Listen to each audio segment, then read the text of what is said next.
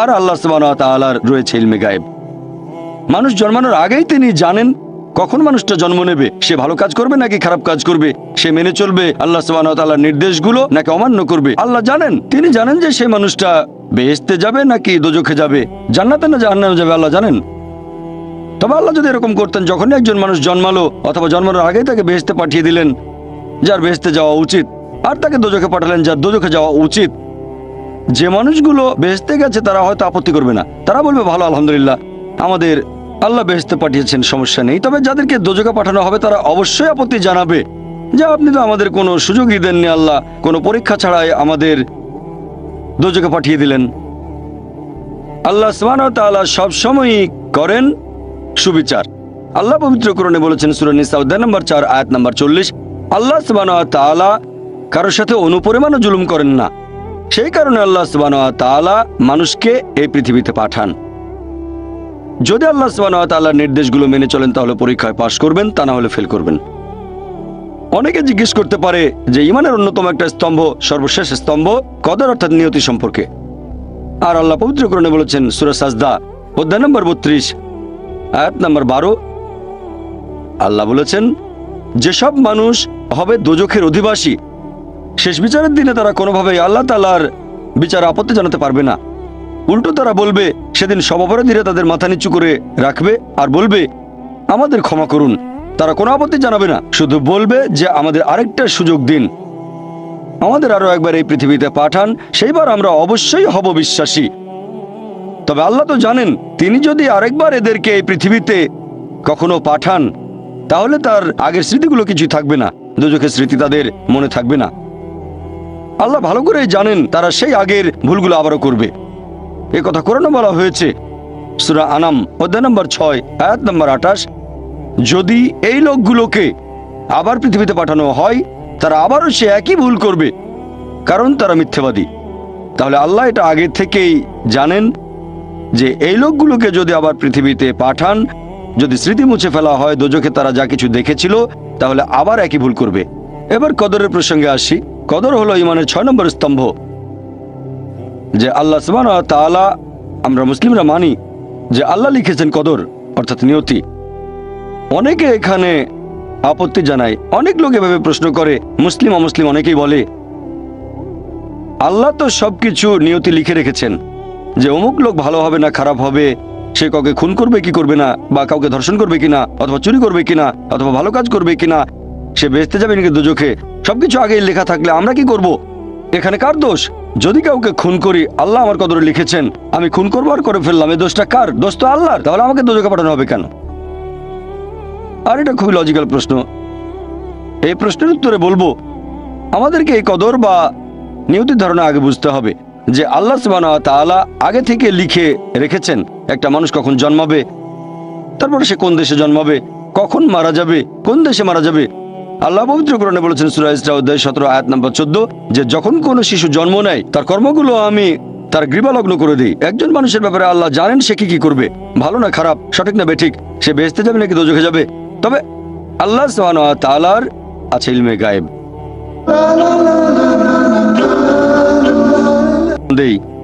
যে ধরেন একটা ক্লাসে একজন টিচার পড়াচ্ছেন 100 জন ছাত্রকে প্রায় 1 বছর ধরে, আর পরীক্ষা শুরুর আগে টিচার অনুমান করলেন যে এই ছাত্রটা এবারের পরীক্ষায় ফার্স্ট হবে, ফার্স্ট ক্লাস ফার্স্ট, এই ছাত্র পাবে সেকেন্ড ক্লাস, এই ছাত্র করবে ফেল।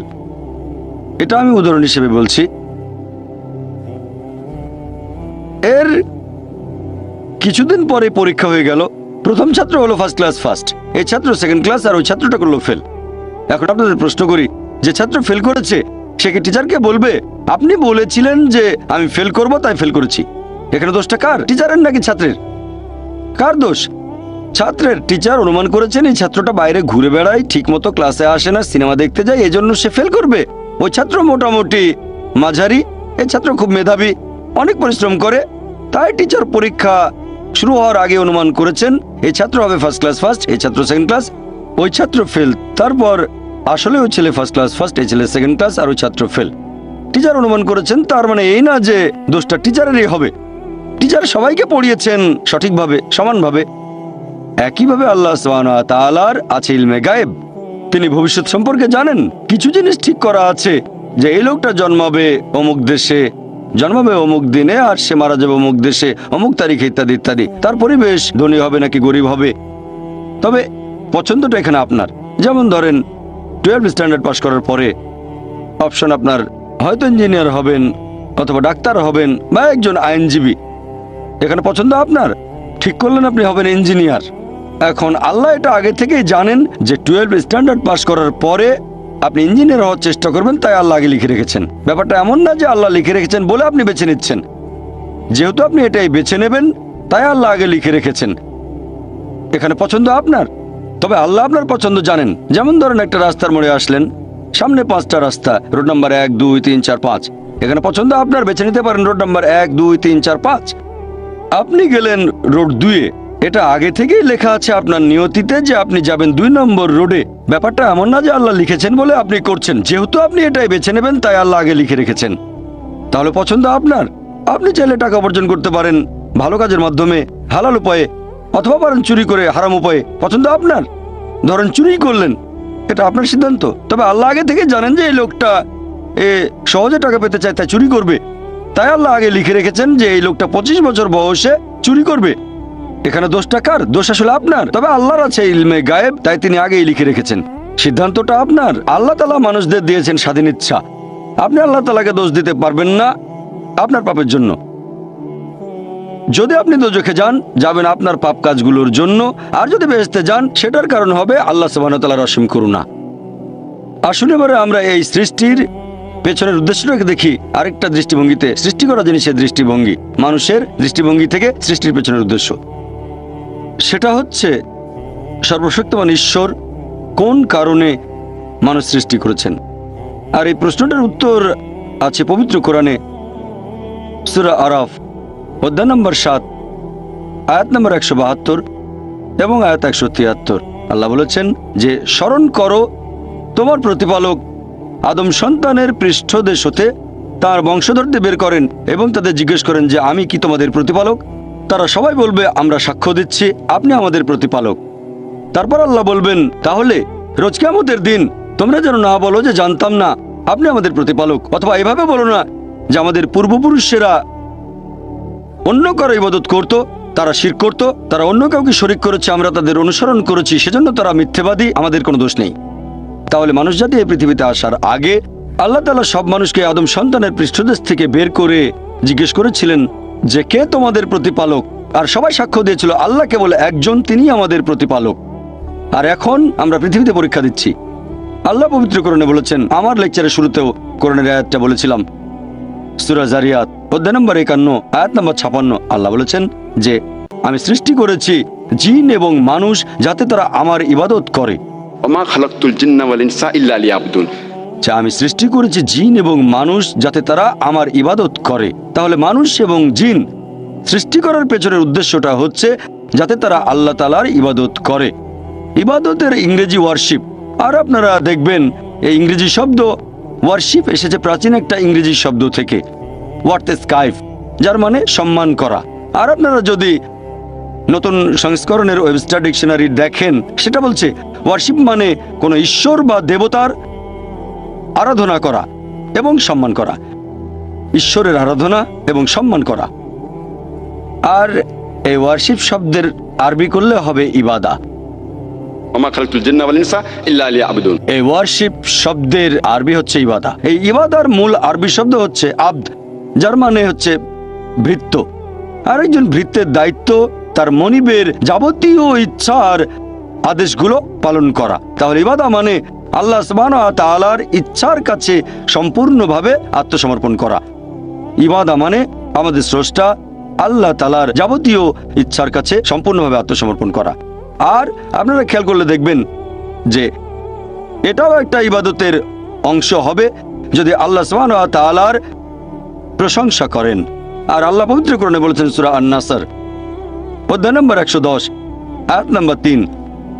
আল্লাহ বলেছেন, ইযা জা নাসরুল্লাহি ওয়াল ফাত ওয়া রাইতান নাস ইয়াদখুলুনা ফি দীনিল্লাহি ফাজা ফাসাব্বিহ বিহামদি রাব্বিকা ওয়াস্তাগফির ইন্নাহু কানা তাওয়াবা। যার মানে প্রশংসা সহ প্রতিপালকের মহিমা ঘোষণা করো, প্রশংসা সহ আল্লাহর মহিমা ঘোষণা করো। তাহলে এক ধরনের ইবাদত হচ্ছে আমাদের স্রষ্টা আল্লাহর প্রশংসা করা। অনেকে জিজ্ঞেস করতে পারে যে আল্লাহ তাআলার কাছে মানুষের করা এই প্রশংসার কি কোনো প্রয়োজন আছে? আল্লাহ সুবহানাহু ওয়া তাআলা কি মানুষের এই প্রশংসার উপরে নির্ভর করেন?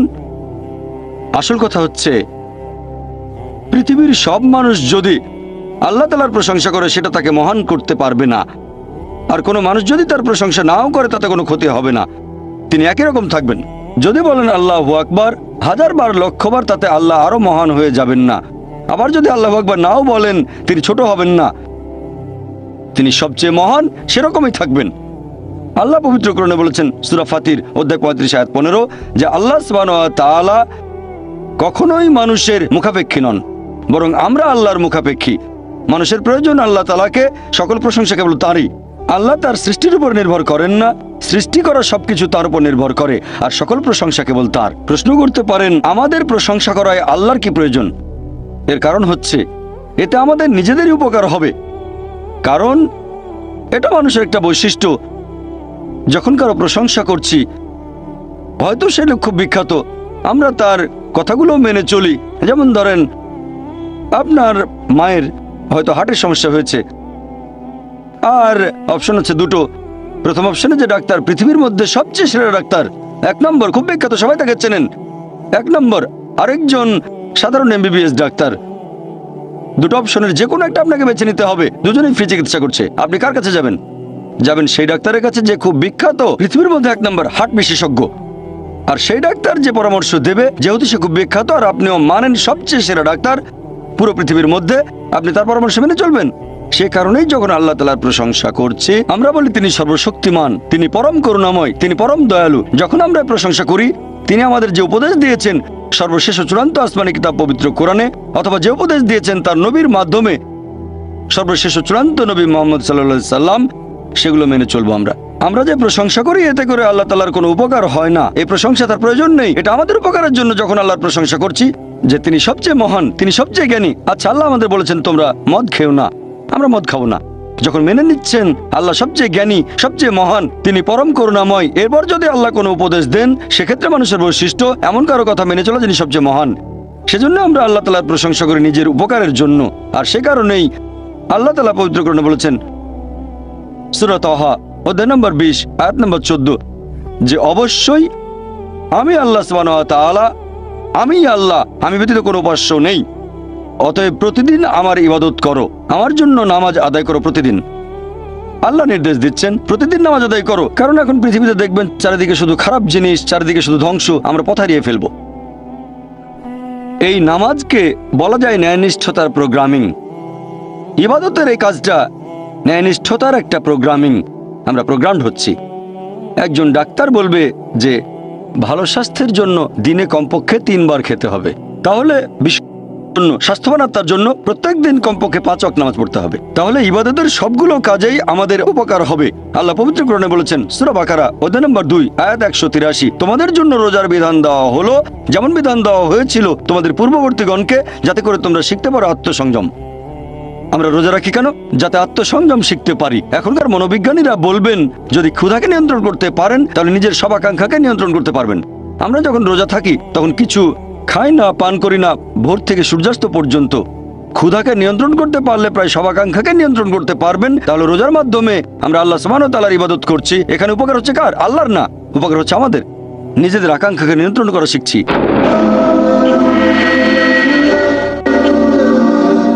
আল্লাহ পবিত্র কোরআনে বলেছেন সূরা মাইদা অধ্যায় নম্বর 5 আয়াত নম্বর 90 ইয়া আইয়ুহাল্লাযিনা আমানু, হে মুমিনগণ, ইন্নামাল খামরু ওয়াল মাইসিরু, নিশ্চয়ই মদ পান এবং জুয়া খেলা, ওয়াল আনযাবু ওয়াল আজলামু, মূর্তি পূজার বেদী এবং ভাগ্য নির্ণায়ক স্বর, রিজসুম মিনাল শাইতান, এগুলো সব শয়তানের কাজ। ফাজতানিবু লাকুম তুফলিহুন, এগুলো বর্জন করো যাতে সফল কাম হতে পারো। এখানে আল্লাহ সুবহানাহু ওয়া তাআলা আমাদের নির্দেশ দিচ্ছেন যে হে মুমিনগণ, নিশ্চয়ই মদ পান এবং জুয়া খেলা, মূর্তি পূজার বেদী মানে মূর্তি পূজা করা, ভাগ্য নির্ণায়ক স্বর মানে ভাগ্য গণনা, এগুলো শয়তানের কাজ। এগুলো বর্জন করো যাতে সফল কাম হতে পারো।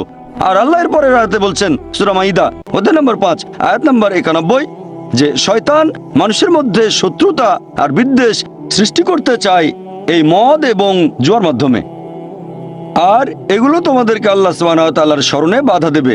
আল্লাহ আমাদের পথ দেখাচ্ছেন। যখন আমরা নামাজ পড়ি, পবিত্র কোরআন পড়ি, এটাও এক ধরনের ইবাদত। নামাজ পড়া এক ধরনের ইবাদত। আল্লাহ নির্দেশনা পাচ্ছি যে দূরে থাকবো মদ থেকে, জুয়া খেলা থেকে। শয়তান এই কাজগুলোর মাধ্যমে মানুষের মধ্যে শত্রুতা আর বিদ্বেষ তৈরি করে, আর এগুলো আপনাকে আল্লাহ তাআলার স্মরণে বাধা দেবে। ইবাদতের বিভিন্ন কাজগুলো যেখানে আপনি আল্লাহ তাআলার আদেশ নিষেধগুলো মেনে চলছেন, সেগুলো হচ্ছে ইবাদত। মানুষ যখন আল্লাহ সুবহানাহু ওয়া তাআলার কোনো আদেশ নিষেধ মেনে চলছে, তখনই সেটা ইবাদত। তবে আপনাকে সে কাজটা করতে হবে সঠিকভাবে। এখানে আমাদেরকে দুটো শর্ত পূরণ করতে হবে। এক নাম্বার হচ্ছে যে আপনি সেই কাজটা করবেন শুধুমাত্র আল্লাহ সুবহানাহু ওয়া তাআলার সন্তুষ্টি লাভের জন্য। নিজেকে মহান করে দেখবেন না, নিজের প্রশংসা করবেন না। আপনি যে কাজই করেন সেটা করবেন আল্লাহ সুবহানাহু ওয়া তাআলার সন্তুষ্টি লাভের জন্য। আল্লাহ যেগুলো নির্দেশ করেছেন সেগুলো মানেন আল্লাহ সন্তুষ্টি লাভের জন্য। নিজেকে মহান করবেন না, প্রশংসা করবেন না, বিখ্যাত হওয়ার জন্য করবেন না। 2 নম্বর শর্ত যে কাজটা পালন করব যেভাবে আল্লাহ এবং তার রাসূল আমাদের নির্দেশ দিয়েছেন। আল্লাহ যে কাজগুলো করতে বলেছেন সেগুলো করবেন সেভাবে যেভাবে আল্লাহ করতে বলেছেন অথবা আমাদের নবী করতে বলেছেন। যদি কাজটা অন্য উপায়ে করেন সেটাকে ইবাদত বলা হবে না। তাই করবেন আল্লাহর জন্য, তার নির্দেশ মেনে চলবেন আর নবীর নির্দেশ মেনে চলবেন যেভাবে আল্লাহ এবং তার রাসূল করতে বলেছেন। যদি অন্য কোনো উপায়ে করেন তাহলে সেটা সঠিক নয়। আর আমাদের নবী মুহাম্মদ সাল্লাল্লাহু আলাইহি ওয়াসাল্লামের একটা হাদিস আছে সহিহ মুসলিমে, খণ্ড নম্বর 2, হাদিস নম্বর 1885। আমাদের নবী মুহাম্মদ সাল্লাল্লাহু আলাইহি ওয়াসাল্লাম বলেছেন, সবচেয়ে খারাপ যে কাজটা সেটা হলো ধর্মে নতুন কিছু সংযোজন, নতুন কিছুর প্রচলন। এটা একটা অভিশাপ। আর ধর্মে নতুন সংযোজন তোমাদের নিয়ে যাবে দোজখে। তার মানে সবচেয়ে খারাপ যে কাজটা সেটা বিদআত। ধর্মে নতুন কিছু সংযোজন এটা একটা অভিশাপ আর আপনাদের নিয়ে যাবে দোজখে। এখন ইবাদত করার ক্ষেত্রে একটা কমন নিয়ম আছে যে সব ধরনের ইবাদতের কাজ নিষিদ্ধ শুধুমাত্র পবিত্র কোরআন এবং হাদিসে যেটা বলা আছে সেই নিয়ম বাদে। যে নিয়মের কথা আমাদের বলেছেন আল্লাহ এবং তার রাসূল, অন্য সব ধরনের ইবাদত হারাম, এগুলো সব নিষিদ্ধ। শুধু সেই নিয়ম বাদে যেটা বলা হয়েছে কোরআনে আর বলা হয়েছে আমাদের নবীর বিভিন্ন হাদিসে। তারপর আপনারা দেখবেন যে পৃথিবীতে মানুষ সৃষ্টি করার পেছনের উদ্দেশ্যটা যাতে আমরা আল্লাহর ইবাদত করি। আল্লাহর ইবাদত করলে আমাদের উপকার হয়, এটা আমাদের সাহায্য করে। অনেকের মধ্যে একটা ভুল ধারণা আছে যে ইসলাম একটা নতুন ধর্ম, যে ধর্ম পৃথিবীতে এসেছে 1400 বছর আগে, আর নবী মুহাম্মদ সাল্লাল্লাহু আলাইহি সাল্লাম হলেন ইসলাম ধর্মের প্রতিষ্ঠাতা। সত্যি বলতে ইসলাম পৃথিবীতে আছে একেবারে আদিকাল থেকে, যখন থেকে মানুষ এই পৃথিবীতে বাস করছে। আর নবী মুহাম্মদ সাল্লাল্লাহু আলাইহি সাল্লাম এই ধর্মের প্রতিষ্ঠাতা নন, তিনি হলেন আল্লাহ সুবহানাহু ওয়া তাআলার সর্বশেষ চূড়ান্ত রাসূল। পৃথিবীতে অনেক নবী রাসূল এসেছেন। আল্লাহ পবিত্র কোরআনে বলেছেন সূরা ফাতির অধ্যায় 35 আয়াত নম্বর 24, وإن من أمة إلا خلا فيها نذير। এমন কোন সম্প্রদায় নেই যাদের কাছে আমি সতর্ককারী প্রেরণ করিনি। পবিত্র কোরআনের সূরা রদ অধ্যায় নম্বর 13 আয়াত নম্বর 7, ولكل قوم هاد। আমি প্রত্যেক সম্প্রদায়ের জন্য পথনির্দেশক প্রেরণ করেছি। পবিত্র কোরআনে 25 জন নবী রাসূলের নাম উল্লেখ করা হয়েছে। আদম, নূহ, ইব্রাহিম, মুসা, যিশু, মুহাম্মদ, ওনারা সবাই শান্তিতে থাকুন। ওনারা সকলে ছিলেন আল্লাহ সুবহানাহু ওয়া তাআলার প্রেরিত নবী, আর সকল নবী রাসূলই আসলে ছিলেন মুসলিম। মুসলিম হচ্ছে সেই লোক যে আল্লাহর কাছে নিজের ইচ্ছাকে সমর্পণ করে। আর ইসলাম শব্দটার মূল যে আরবি শব্দটা সেটা সালাম, যার মানে শান্তি। আরেকটা মূল শব্দ সালেমা বা সিলম, যার মানে সর্বশক্তিমান ঈশ্বরের কাছে আত্মসমর্পণ করা। তাহলে এক কথা ইসলাম মানে আল্লাহ তাআলার কাছে আত্মসমর্পণ করার মাধ্যমে শান্তি অর্জন করা, সৃষ্টিকর্তার কাছে আত্মসমর্পণ করা। সকল নবী রাসূল একটা বাণী প্রচার করেছেন, আর কেউ যদি নিজের ইচ্ছাকে আল্লাহ তাআলার কাছে সমর্পণ করে তাকে বলা হয় মুসলিম। পবিত্র কোরআনে সূরা আলে ইমরান অধ্যায় নম্বর 3 আয়াত নম্বর 52 যে ঈসা আলাইহিস সালাম অর্থাৎ যীশু খ্রিস্ট ছিলেন মুসলিম। আল্লাহ পবিত্র কোরআনে বলেছেন সূরা আলে ইমরান অধ্যায় নম্বর 3 আয়াত নম্বর 67 যে ইব্রাহিম নবী ইহুদি বা খ্রিস্টান নন, তিনি ছিলেন মুসলিম। আর যেহেতু আমাদের সৃষ্টিকর্তা একজন, মানুষ জাতি একটা, তাই ধর্মও হওয়া উচিত একটা। সেজন্য আল্লাহ পবিত্র কোরআনে বলেছেন সূরা আলে ইমরান অধ্যায় নম্বর 3 আয়াত নম্বর 19, إن الدين عند الله الإسلام। আল্লাহ সুবহানাহু ওয়া তাআলার কাছে একমাত্র গ্রহণযোগ্য দিন হচ্ছে ইসলাম। তার মানে আল্লাহ তাআলার কাছে আত্মসমর্পণ করার মাধ্যমে শান্তি অর্জন করা। আল্লাহ এই কথা আবার বলেছেন সূরা আলে ইমরান অধ্যায় নম্বর 3 আয়াত নম্বর 85, যদি কেউ ইসলাম ব্যতীত অন্য কোনো ধর্ম গ্রহণ করে সেটা আল্লাহ তাআলা কবুল করবেন না এবং আখিরাতে সে হবে ক্ষতিগ্রস্তদের অন্তর্ভুক্ত। যেহেতু আমাদের স্রষ্টা একজন, মানুষ জাতীয় একটা, সেজন্য ধর্মও থাকবে একটা। আর সব নবী রাসূল একটা ধর্মই প্রচার করেছেন, স্রষ্টার কাছে নিজের ইচ্ছাকে সমর্পণ করা। শুধু আল্লাহর ইবাদত করব, অন্য কারো নয়। আর আল্লাহ পবিত্র কোরআনে বলেছেন সূরা বাইনা অধ্যায় নম্বর 98 আয়াত নম্বর 7 যে যারা ঈমান আনে এবং সৎ কাজ করে তারাই সৃষ্টির মধ্যে শ্রেষ্ঠ। এখানে আল্লাহ সুবহানাহু ওয়া তাআলা মানুষ জাতিকে বলেছেন সৃষ্টির সেরা জীব, সবার মধ্যে সেরা। আল্লাহর অনেক মহান সৃষ্টি আছে, আকাশমণ্ডলী এবং পৃথিবী, তবে সবচেয়ে সেরা সৃষ্টি হচ্ছে মানুষ, কারণ আমাদের স্বাধীন ইচ্ছা আছে। আর সেই স্বাধীন ইচ্ছায় যদি আল্লাহ তাআলার নির্দেশগুলো মেনে চলি, আমরা হব সৃষ্টির সেরা জীব, সবার উপরে। ফেরেশতাগণের চেয়েও ভালো হয়ে যাবো আমরা, কারণ ফেরেশতাগণের স্বাধীন ইচ্ছা নেই, মানুষের স্বাধীন ইচ্ছা আছে। তারপরে যদি আল্লাহকে মেনে চলি তাহলে ফেরেশতাগণের উপরে চলে যাব। তবে আল্লাহর আদেশ না মানলে আমরা হয়ে যাব শয়তানের ভাই। তাহলে এই মানুষ জাতি আমরা আল্লাহ সুবহানাহু ওয়া তাআলার সৃষ্ট জিনিসের মধ্যে সেরা। আর পবিত্র কোরআনে সবচেয়ে গুরুতর পাপের কথা আছে সূরা নিসা অধ্যায় নম্বর 4 আয়াত নম্বর 48 যে আল্লাহ তাআলা চাইলে যে কোনো অপরাধ ক্ষমা করবেন। আল্লাহ সুবহানাহু ওয়া তাআলা যদি কখনো চান তাহলে যে কোনো অপরাধ ক্ষমা করতে পারেন, তবে শিরক করার অপরাধ কখনোই ক্ষমা করবেন না। কথাটা আবারও আছে সূরা নিসা অধ্যায় নম্বর 4 আয়াত নম্বর 116 যে আল্লাহ সুবহানাহু ওয়া তাআলা চাইলে যে কোনো অপরাধ ক্ষমা করে দেবেন, তবে শিরক বা তার সাথে অন্য কাউকে শরীক করা কখনোই ক্ষমা করবেন না। মানুষ জাতির জন্য সবচেয়ে বড় পাপ আল্লাহ সুবহানাহু ওয়া তাআলার সাথে অন্য কাউকে শরীক করা, অন্য কাউকে ইবাদত করা আমাদের সৃষ্টিকর্তা কেবলমাত্র এক আল্লাহকে বাদ দিয়ে। আর আল্লাহ সুবহানাহু ওয়া তাআলার একটা বৈশিষ্ট্য হচ্ছে ভালোবাসা। আমি একথা আগেও বলেছি যে আল্লাহ সুবহানাহু ওয়া তাআলা তাঁর সৃষ্টিকে ভালোবাসেন, যেহেতু আমাদের ভালোবাসেন তাঁর করুণা দিয়ে, আর আমাদের দিয়েছেন সব ধরনের নিয়ামত। আল্লাহ আমাদের অনেক নিয়ামত দিয়েছেন, বাতাস দিয়ে শ্বাস নেই, পানি পান করি, অন্যান্য সুযোগ সুবিধা আল্লাহ আমাদের দিয়েছেন কারণ আমাদের ভালোবাসেন। আর যারা আল্লাহর নির্দেশ মেনে চলে তিনি তাদের জন্য ঠিক করে রেখেছেন বেহেশত, মানে পরকালের জীবনে, কারণ তিনি ভালোবাসেন। আমাদের নবী মুহাম্মদ সাল্লাল্লাহু আলাইহি ওয়াসাল্লাম বলেছেন, এটা আছে সহিহ মুসলিমে খণ্ড নম্বর 1 হাদিস নম্বর 67 যে সেই মানুষজন ঈমানের মিষ্টতার স্বাদ গ্রহণ করেছে যারা এই 3টা কাজ করে। 1 নম্বর যারা ভালোবাসে আল্লাহ এবং তার রাসূলকে অন্য যে কারো চেয়ে বেশি ভালোবাসে। 2 নম্বর যারা ভালোবাসে মানুষকে, ভালোবাসে লোকজনকে আল্লাহ সুবহানাহু ওয়া তাআলার খাতিরে। আর 3 নম্বর যারা ঘৃণা করে অবিশ্বাসী হওয়াটাকে, আল্লাহ সে পথ থেকে তাদের রক্ষা করেন কারণ তারা দোজখে যেতে চায় না। যেসব মানুষ এই 3টা কাজ করবে আমাদের নবী মুহাম্মদ সাল্লাল্লাহু আলাইহি ওয়াসাল্লামের হাদিস অনুযায়ী তারা ঈমানের সত্যিকারের মিষ্টতার স্বাদ গ্রহণ করেছে। আর আল্লাহ পবিত্র কোরআনে বলেছেন সূরা আলে ইমরান অধ্যায় নম্বর 3 আয়াত নম্বর 31 আল্লাহ নবীকে বলতে নির্দেশ দিচ্ছেন, যারা আল্লাহকে ভালোবাসো তারা আমাকে অনুসরণ করো, আল্লাহ তোমাদের ভালোবাসবেন এবং ক্ষমা করে দেবেন। এখন আপনারা দেখবেন যে আমরা মানুষরা আমরাও ভালোবাসি অন্য মানুষকে, ভালোবাসি আমরা আমাদের বাবা এবং মাকে, ভালোবাসি আমাদের স্ত্রীকে, ভালোবাসি সন্তানদের। আর আমরা এদের ভালোবাসি তার কারণটা হচ্ছে যে এই মানুষগুলো আমাদের কিছু ব্যাপারে সাহায্য করেছে।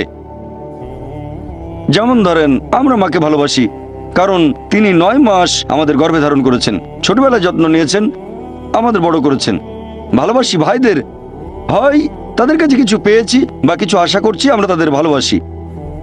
এভাবে দেখলে আল্লাহ তাআলা আমাদের অনেক সাহায্য করেছেন। আল্লাহ পবিত্র কোরআনে বলেছেন সূরা ইব্রাহিম অধ্যায় নম্বর 14 আয়াত নম্বর 34 যদি তোমরা আল্লাহ তাআলার অনুগ্রহ গণনা করো তার সংখ্যা নির্ণয় করতে পারবে না। তাহলে সামান্য কিছু সাহায্যের জন্য বাবা মাকে যদি আমরা এত ভালোবাসি, আল্লাহ সুবহানাহু ওয়া তাআলাকে কত ভালোবাসা উচিত।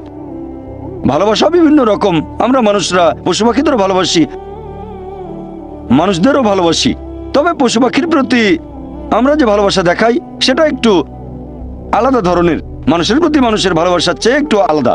একইভাবে আল্লাহ সুবহানাহু ওয়া তাআলার প্রতি ভালোবাসা, এটা মানুষের প্রতি মানুষের ভালোবাসার চেয়ে বেশ আলাদা হবে, এটার অবস্থান অনেক উপরে। আল্লাহর প্রতি ভালোবাসা আরো উপরে। এটির পেছনের উদ্দেশ্যটা আরেকটা দৃষ্টিভঙ্গি থেকে দেখি, এটা হলো মানুষের দৃষ্টিভঙ্গি যে এই পৃথিবীতে আমাদের অস্তিত্বের পেছনে উদ্দেশ্যটা কি। আল্লাহ আমাদের বানিয়েছেন, পৃথিবীতে পাঠিয়েছেন, এখানে আমাদের প্রয়োজনটা কি, আমাদের এই অস্তিত্বের উদ্দেশ্যটা কি। আল্লাহ এর উত্তরে বলেছেন সূরা মুলক অধ্যায় নম্বর 67 আয়াত নম্বর 2 আল্লাহ বলেছেন আল্লাযী খালাকাল মাউতা ওয়াল হায়াতা, যে আল্লাহ সৃষ্টি করেছেন মৃত্যু ও জীবন পরীক্ষার জন্য, কে তোমাদের মধ্যে কর্মে উত্তম। আল্লাহ সৃষ্টি করেছেন জীবন ও মৃত্যু পরীক্ষার জন্য, কে তোমাদের মধ্যে কর্মে উত্তম। আল্লাহ পবিত্র কোরআনে বলেছেন, সূরা আলে ইমরান অধ্যায় নম্বর 3 আয়াত 185, আল্লাহ বলেছেন, কুল্লু নাফসিন যায়কাতুল মউত। প্রত্যেক জীব মৃত্যুর স্বাদ গ্রহণ করবে, আর চূড়ান্ত বিচার হবে রোজ কিয়ামতের দিনে। যাকে সেদিন দোজখ থেকে রক্ষা করা হবে আর বেহেশতে দাখিল করা হবে, সেই পৃথিবীর উদ্দেশ্য অর্জনের সফল কাম। কারণ এই পার্থিব জীবন ছলনাময় ভোগ ব্যতীত আর কিছুই নয়। তার মানে এই পৃথিবীতে আমাদের ইহকাল, এটা পরকালের জন্য একটা পরীক্ষা।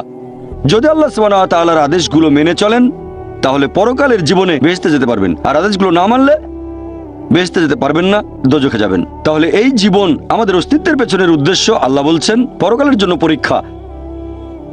আর আল্লাহ পবিত্র কোরআনে বলেছেন সূরা আনকাবুত অধ্যায় নম্বর 29 আয়াত নম্বর 2, যে তোমরা কি মনে করো আমরা ঈমান এনেছি এটা বললেই তোমাদের ছেড়ে দেওয়া হবে? তোমাদের অবশ্যই পরীক্ষা নেব।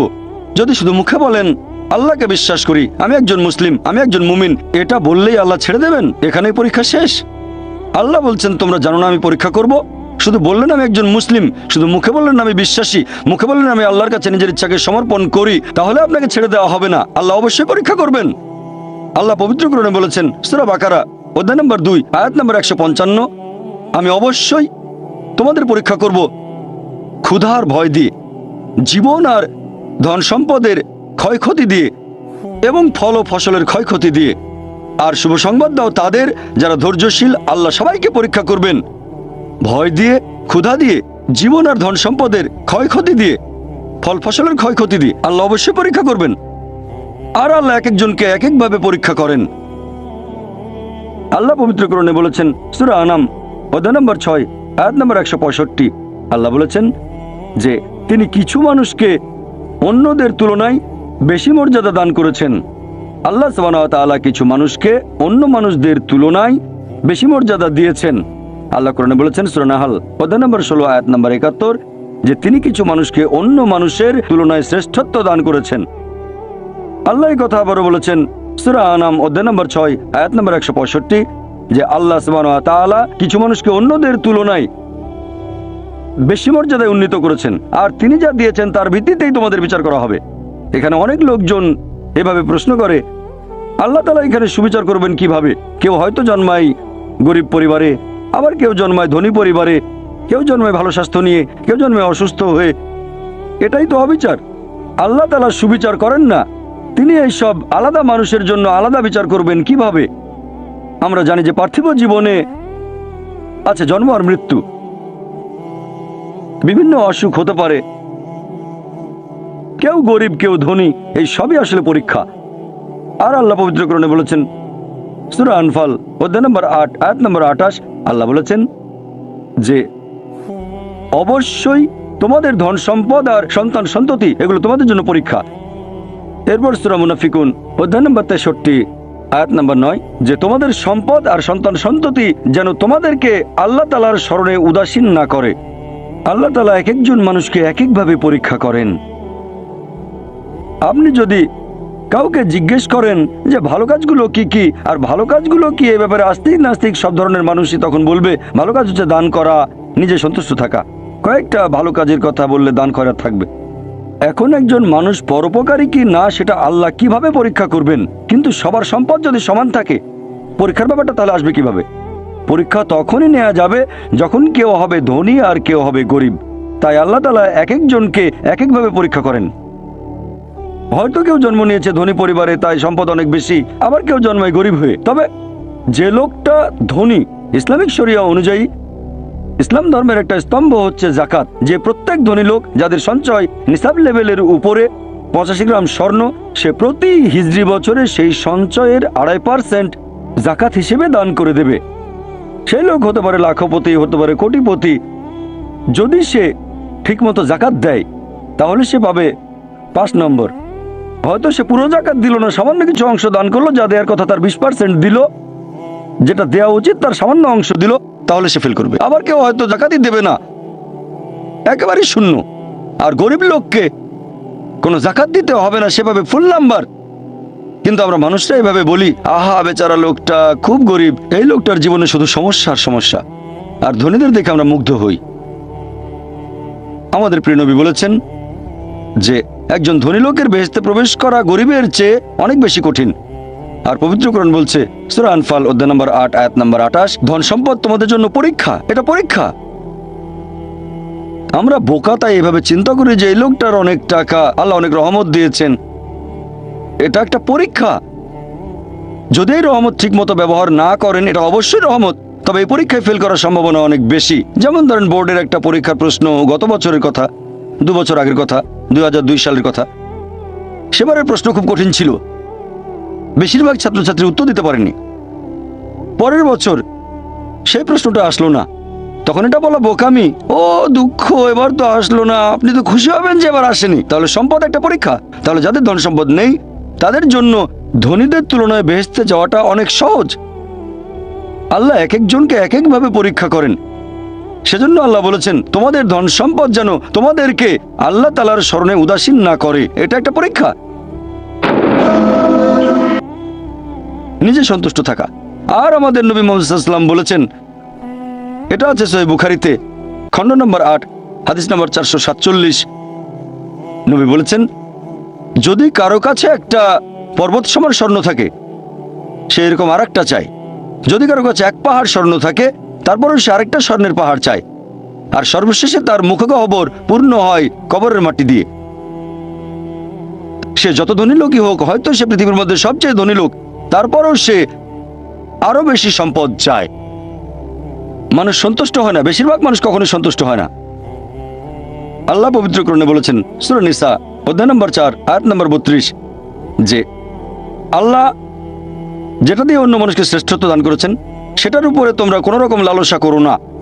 এভাবে বলবেন না যে হে আল্লাহ তুমি অমুককে অনেক সম্পদ দিয়েছো, অমুককে অনেক সুন্দর একটা গাড়ি দিয়েছো, এমন কিছু আল্লাহর কাছে চাইবেন না যেটা অন্য কাউকে আল্লাহ দিয়েছেন, এতে লোকসান হবে আপনার। আর আমাদের প্রিয় নবী মুহাম্মদ সাল্লাল্লাহু আলাইহি সাল্লাম বলেছেন, এটা আছে সহিহ বুখারীতে খণ্ড নম্বর 4, আমাদের নবী বলেছেন যে সেই লোকদের দেখো যাদের ভাগ্য তোমার চেয়ে খারাপ, সেই সব লোককে দেখো না যারা তোমার চেয়ে বেশি ভাগ্যবান। তা না হলে তোমরা আল্লাহ তাআলাকে স্মরণ করায় অবহেলা করতে পারো, তা না হলে প্রতিপালকের প্রতি অকৃতজ্ঞ হয়ে যেতে পারো।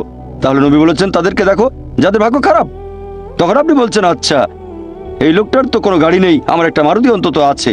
তাকে দেখবেন না যারা আছে মার্সিডিজ, ও আমার মার্সিডিজ নেই কেন, ওই লোকের গাড়ি নেই, আমার তো একটা আছে। আপনি আল্লাহকে ধন্যবাদ জানাবেন।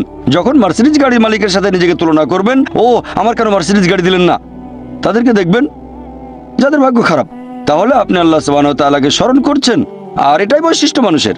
এরকম একটা গল্প যে এক লোকের মনে অনেক দুঃখ, কারণ তার কোনো জুতো নেই। তারপরে সে একটা লোককে দেখলো যার একটা পাই নেই। লোকটা অভিযোগ করতো আল্লাহর কাছে যে জুতো নেই, আল্লাহর কাছে অভিযোগ করতো আমার কোনো জুতো নেই। তারপর সেই লোকটাকে দেখলো যার একটা পা নেই, তখন সে আল্লাহকে ধন্যবাদ জানালো আমার অন্তত 2টো পা আছে। তাহলে সন্তুষ্ট হওয়া একটা পরীক্ষা। আমাদের নবী মুহাম্মদ সাল্লাল্লাহু আলাইহি ওয়াসাল্লাম বলেছেন, এটা আছে সহিহ বুখারীতে খণ্ড নম্বর 8 যে সত্যিকারের সম্পদ হচ্ছে সন্তুষ্ট হওয়া, ধন সম্পত্তি নয়। সত্যিকারের সম্পদ হলো সন্তুষ্ট হওয়া, পরিতুষ্ট হওয়া। আপনার যা কিছু আছে সেটার জন্য বলবেন আলহামদুলিল্লাহ, সকল প্রশংসা আল্লাহর। তাহলে হবেন সত্যিকারের মুমিন, হবেন সত্যিকারের বিশ্বাসী, হবেন সত্যিকারের মুসলিম, সন্তুষ্ট থাকবেন। অনেকে এভাবে বলে যে কোন কারণে আল্লাহ সুবহানাহু ওয়া তাআলা কিছু মানুষকে জন্ম থেকেই বানিয়েছেন স্বাস্থ্যবান, কিছু মানুষকে আল্লাহ সুস্বাস্থ্য দেন, আর কেউ জন্মায় অসুখ বিসুখ নিয়েই, হয়তো বংশগত কোনো রোগ, হার্ট ডিজিজ, কেউ বা জন্মায় বিকলাঙ্গ হয়ে। আল্লাহ কি অবিচার করছেন? আল্লাহ পবিত্র কোরআনে বলেছেন সূরা নিসা অধ্যায় নম্বর 4 আয়াত 40, আল্লাহ সুবহানাহু ওয়া তাআলা কারোর সাথে অনুপরিমাণে জুলুম করেন না। এটা একটা পরীক্ষা। আল্লাহ এক একজনকে এক একভাবে পরীক্ষা করেন। এরকম হতে পারে যে শিশু এখন জন্মাচ্ছে সেই সময় মাসুম, নিষ্পাপ, তার কোনো দোষ নেই। আর পবিত্র কোরআন বলছে সূরা আনফাল অধ্যায় নম্বর 8 আয়াত নম্বর 28 যে তোমাদের ধন সম্পদ আর সন্তান সন্ততি তোমাদের জন্য পরীক্ষা। আল্লাহ কথাটা আবারও বলেছেন অধ্যায় নম্বর 63 আয়াত নম্বর 9 যে তোমাদের ধন সম্পদ সন্তান সন্ততি তোমাদেরকে যেন আল্লাহ তাআলার স্মরণে উদাসীন না করে। এরকম হতে পারে যে পরীক্ষা নাও হচ্ছে বাবা মার, এটা বাবা মার জন্য পরীক্ষা। এরপর আপনারা দেখবেন যখন কোনো মানুষের উপর বিপর্যয় আসে সেটা হয় পরীক্ষা অথবা একটা শাস্তি। যে লোকগুলো আল্লাহ তাআলার পথ থেকে দূরে সরে গেছে তাদের জন্য এটা শাস্তি, আর যারা আল্লাহর পথে আছে তাদের জন্য পরীক্ষা। হতে পারে যে বাবা মা খুব ভালো মুসলিম, 5 ওয়াক্ত নামাজ পড়েন, হয়তো যাকাত দিয়েছেন, হজ পালন করেন, রমজান মাসে রোজা রাখেন, আল্লাহ তাদের একটা সন্তান দিলেন জন্ম থেকে যার হার্টে সমস্যা। সত্যিকারের মুসলিম, সত্যিকারের মুমিন বলবে আলহামদুলিল্লাহ, আল্লাহ তাআলা তোমাকে অনেক ধন্যবাদ। আল্লাহ তাদের পরীক্ষা করছেন। আরেকটা লোক যে কৃতজ্ঞ নয় আর এই পরীক্ষায় হয়তো 500 করবে না, সে বলবে কেন, সে লাফালাফি শুরু করবে, আল্লাহর কাছে অভিযোগ করবে যে কেন আল্লাহ তাআলা আমাকে এমন বিকলাঙ্গ সন্তান দিলেন জন্ম থেকে যার হার্টের সমস্যা। আর পরীক্ষা যত কঠিন পুরস্কার তত বেশি, পরীক্ষা যত কঠিন পুরস্কারের পরিমাণ তত বেশি। যেমন ধরেন আপনি পরীক্ষা দিচ্ছেন বিএ ডিগ্রি এক্সামিনেশন, যদি পাশ করেন তাহলে আপনি graduate, BA graduate in arts. তবে যদি এমবিবিএস পরীক্ষায় পাশ করেন তাহলে গ্র্যাজুয়েট হবেন, নামের আগে ডক্টর বসাবেন, ডক্টর। কিন্তু এমবিবিএস পরীক্ষায় পাশ করা এটা বিএ পরীক্ষায় পাশ করার চেয়ে অনেক বেশি কঠিন। তাহলে পরীক্ষা যত কঠিন পুরস্কারও তত বেশি। হতে পারে আল্লাহ এই বাবা মাকে সাধারণ বেহেশতে পাঠাতে চান না, পাঠাবেন জান্নাতুল ফেরদৌসে। তারা ধার্মিক, তারপরও আল্লাহ তাদের বেশি পুরস্কার দিতে চাচ্ছেন। আর এই কারণেই আমাদের প্রিয় নবী মুহাম্মদ সাল্লাল্লাহু আলাইহি সাল্লাম বলেছেন, এটা আছে সুনান আল তিরমিজিতে, এক লোক জিজ্ঞেস করলো এই পৃথিবীতে কাকে সবচেয়ে বেশি পরীক্ষা দিতে হয়? নবী উত্তরে বললেন যে আল্লাহ সুবহানাহু ওয়া তাআলার সকল নবী রাসূলকে সবচেয়ে বেশি পরীক্ষা দিতে হয়। এরপরে যারা নবী রাসূলগণের ঘনিষ্ঠ, যারা নবী রাসূলগণের মতো, তারপরে যারা সাহাবীগণের মতো। আর একজন লোকের ঈমান যত বেশি মজবুত পরীক্ষাটাও তত বেশি কঠিন। তাকওয়া যত বেশি থাকে আল্লাহ তত কঠিন পরীক্ষা দেবেন। আপনি কোথাও এমবিবিএস নিয়ে পড়াশোনা করছেন কারণ বেশি নম্বর পেয়েছিলেন এইচএসসিতে, সেজন্য এখানেও পরীক্ষা কঠিন। এমবিবিএস পাশ করাটাও বেশ কঠিন। তাহলে এখানেও নবী রাসূলগণের তাকওয়ার সাথে সাধারণ মানুষের তাকওয়ার কোনো তুলনায় হয় না। যেহেতু তারা ছিলেন নবী এবং রাসূল, তাই তাদেরকেও পরীক্ষা করা হয়েছে। কোনো নবী রাসূলকে এই পরীক্ষা নিয়ে ছেড়ে দেওয়া হয়নি। তাদের তাকওয়া লেভেল অনেক উপরে। নবী রাসূলকে অনেক বেশিবার পরীক্ষা করা হয়েছে সাধারণ মানুষের চেয়ে। আপনার বাচ্চা অনেক বেশি, অনেক কঠিন। তাহলে আপনার তাকওয়া যদি বেশি হয় আল্লাহ আপনাকে পরীক্ষা করবেন। সত্যিকারের মুমিন কোনো বিপর্যয়ের মধ্যে পড়লে বলে সুবহানাল্লাহ, সকল প্রশংসা আল্লাহর, আলহামদুলিল্লাহ। সে ধরে নেয় এটা একটা পরীক্ষা। কোনো বিপর্যয় আসলে সেটা হয় একটা পরীক্ষা অথবা একটা শাস্তি। নবীগণের তাকওয়া অনেক বেশি, তাদের জন্য এটা শাস্তি না, এটা পরীক্ষা। আর তারা পাশ করেছেন। যদি কারো জীবনে কোনো ভালো কিছু ঘটে সেটা হয় একটা পুরস্কার অথবা পরীক্ষা। সম্পদ হতে পারে পুরস্কার অথবা একটা পরীক্ষা। ভালো কোনো কিছু ঘটলে সেটা হয় পুরস্কার নয়তো একটা পরীক্ষা। অনেকে আল্লাহর পথ থেকে দূরে সরে যায়, তারপরে বলে আমাকে সম্পদ দাও, আল্লাহর সম্পদ দেন, তারপরে তারা পরীক্ষায় ফেল করে। তাহলে এই পৃথিবীতে তারা তাদের ইচ্ছে মতো আরামায়েশ করে, কিন্তু আখিরাতে শুধু ক্ষতিগ্রস্ত হয়। দান একটা পরীক্ষা, সন্তুষ্ট হওয়া পরীক্ষা, সন্তান সন্ততিও পরীক্ষা। অনেক সময় আমরা মুসলিমরা আল্লাহ তাআলার কাছে অভিযোগ করি যে আল্লাহ তোমার কাছে এত দোয়া করি তবু তুমি কবুল করো না কেন? আল্লাহ পবিত্র কোরআনে বলেছেন, তোমরা আমাকে ডাকো আমি তোমাদের ডাকে সাড়া দেবো। তবে আমার আপনার ডাকে আল্লাহ সবসময় সাড়া দেন না।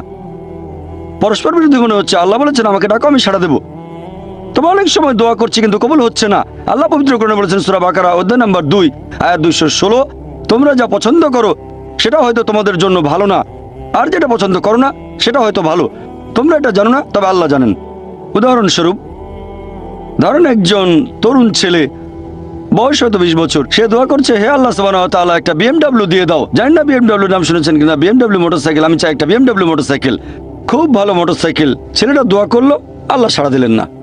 হয়তো আল্লাহ জানেন যে আল্লাহ যদি তাকে মোটরসাইকেল দিতেন সে অ্যাক্সিডেন্ট করতো, পা ভেঙে ফ্র্যাকচার হতো, পঙ্গু হয়ে পড়ে থাকতো। তাহলে এখানে আল্লাহ সুবহানাহু ওয়া তাআলা তার ডাকে সাড়া দিয়েছেন সাড়া না দেওয়ার মাধ্যমে। আল্লাহ তার ডাকে সাড়া দিয়েছেন সাড়া না দেওয়ার মাধ্যমে। আল্লাহ তাকে মোটরসাইকেল দেননি কারণ সে ভালো বান্দা, সে খুব ভালো মানুষ, সে যা যাচ্ছে তা ভালো হবে না আমি জানি, কিন্তু সে জানে না তাই আল্লাহ দিচ্ছেন না। এভাবে আল্লাহ সাড়া দিচ্ছেন সাড়া না দেওয়ার মাধ্যমে। আবার কিছু লোকজন আছে, যেমন আল্লাহ বলেছেন পবিত্র কোরআনে সূরা বাকারা অধ্যায় নম্বর 2 আয়াত 15-16, এখানে ভণ্ডদের কথা বলা হচ্ছে। আল্লাহ তাদের রশি দেবেন, তারা বিভ্রান্তের মতো ঘুরে বেড়াবে। তারা সম্পদ চেয়েছে, আল্লাহ দিয়েছেন। অনেকে আছে যারা আল্লাহর সাথে অন্য কাউকে শরীক করে, তারা বলে অনেক সম্পদ চাই, আল্লাহ তাদের সম্পদ দেন। এটা তাদের জন্য আসলে একটা পরীক্ষা। এভাবে তারা নিজেদের কবর খুঁড়ছে। তাই আমরা কখনোই হতাশ হব না। আল্লাহ তাআলা আছেন সবসময়, আল্লাহর উপর সবসময় ভরসা রাখবেন। সেই কারণেই পবিত্র কোরআন অনুযায়ী আত্মহত্যা হারাম। সূরা নিসা অধ্যায় 4, তোমরা নিজেকে হত্যা করো না, আত্মহত্যা করো না, নিশ্চয়ই আল্লাহ পরম দয়ালু, সাহায্য করবেন, তার উপর ভরসা করবেন। যখন কোনো লোক আত্মহত্যা করে তখন মনে হবে সে অকৃতজ্ঞ, সে ভাবছে আল্লাহ আমাকে অনেক বিপদে ফেলেছে, এটা কোনো সুবিচার না, এভাবে বেঁচে থাকার কোনো মানে হয় না, তাই শেষ করে দেবো। আল্লাহ পবিত্র কোরআনে বলেছেন সূরা বাকারা অধ্যায় নম্বর 2 আয়াত 286, এটা সূরা বাকারার একেবারে শেষ আয়াত, যে আল্লাহ সুবহানাহু ওয়া তাআলা কারো উপরেই তার সাধ্যের অতিরিক্ত বোঝা চাপিয়ে দেন না। আল্লাহ কারো উপরে এমন কোনো বোঝা চাপিয়ে দেন না যেটা তার সাধ্যের অতিরিক্ত। এটা আয়াতের প্রথম অংশ। এই আয়াতটাতে আরো বলা হয়েছে আমরা এই দোয়া করব, ইয়া আল্লাহ সুবহানাহু ওয়া তাআলা আমাদের উপর সাধ্যের অতিরিক্ত বোঝা চাপিয়ে দিও না। আয়াতের প্রথম অংশে আল্লাহ কথা দিয়েছেন যে আমাদের উপর তিনি সাধ্যের অতিরিক্ত বোঝা চাপাবেন না। তাহলে আমরা কেন দোয়া করব যে হে আল্লাহ আমাদের সাধ্যের অতিরিক্ত বোঝা চাপিয়ে দিও না? এর কারণ হচ্ছে আমরা নিজেদের কবর খুঁড়ি, আমরা নিজেদের উপর সাধ্যের অতিরিক্ত বোঝা চাপিয়ে দিই, সমস্যা বাধা আমরাই বলছি অনেক সম্পদ দাও, আল্লাহ দিচ্ছেন। তাই আমরা আল্লাহর কাছে দোয়া করছি আল্লাহ যেন নিজেদের কারণে নিজেদের উপর সাধ্যের অতিরিক্ত বোঝা না চাপিয়ে দেন। আমরা সবসময় আল্লাহ তাআলার উপর ভরসা করব, একমাত্র তার ইবাদত করব। তিনি আমাদের স্রষ্টা, আমাদের অস্তিত্বের পেছনের উদ্দেশ্য হচ্ছে আল্লাহ সুবহানাহু ওয়া তাআলার ইবাদত করা, অন্য কারো নয়। পৃথিবীর জীবন পরকালের জন্য পরীক্ষা। আল্লাহর আদেশ মেনে চলেন আর সন্তুষ্ট থাকেন। যেরকম পরীক্ষায় সামনে পড়ুক, সত্যিকারের মুসলিম সবসময় বলবে আল্লাহকে ধন্যবাদ। সাধারণত আমরা অভিযোগ করি আমাদের এটা নেই, আমাদের ওটা নেই। জীবনের জন্য সবচেয়ে গুরুত্বপূর্ণ জিনিস কি? কেউ বলবে খাবার, কেউ বলবে পানি, সবচেয়ে গুরুত্বপূর্ণ বাতাস।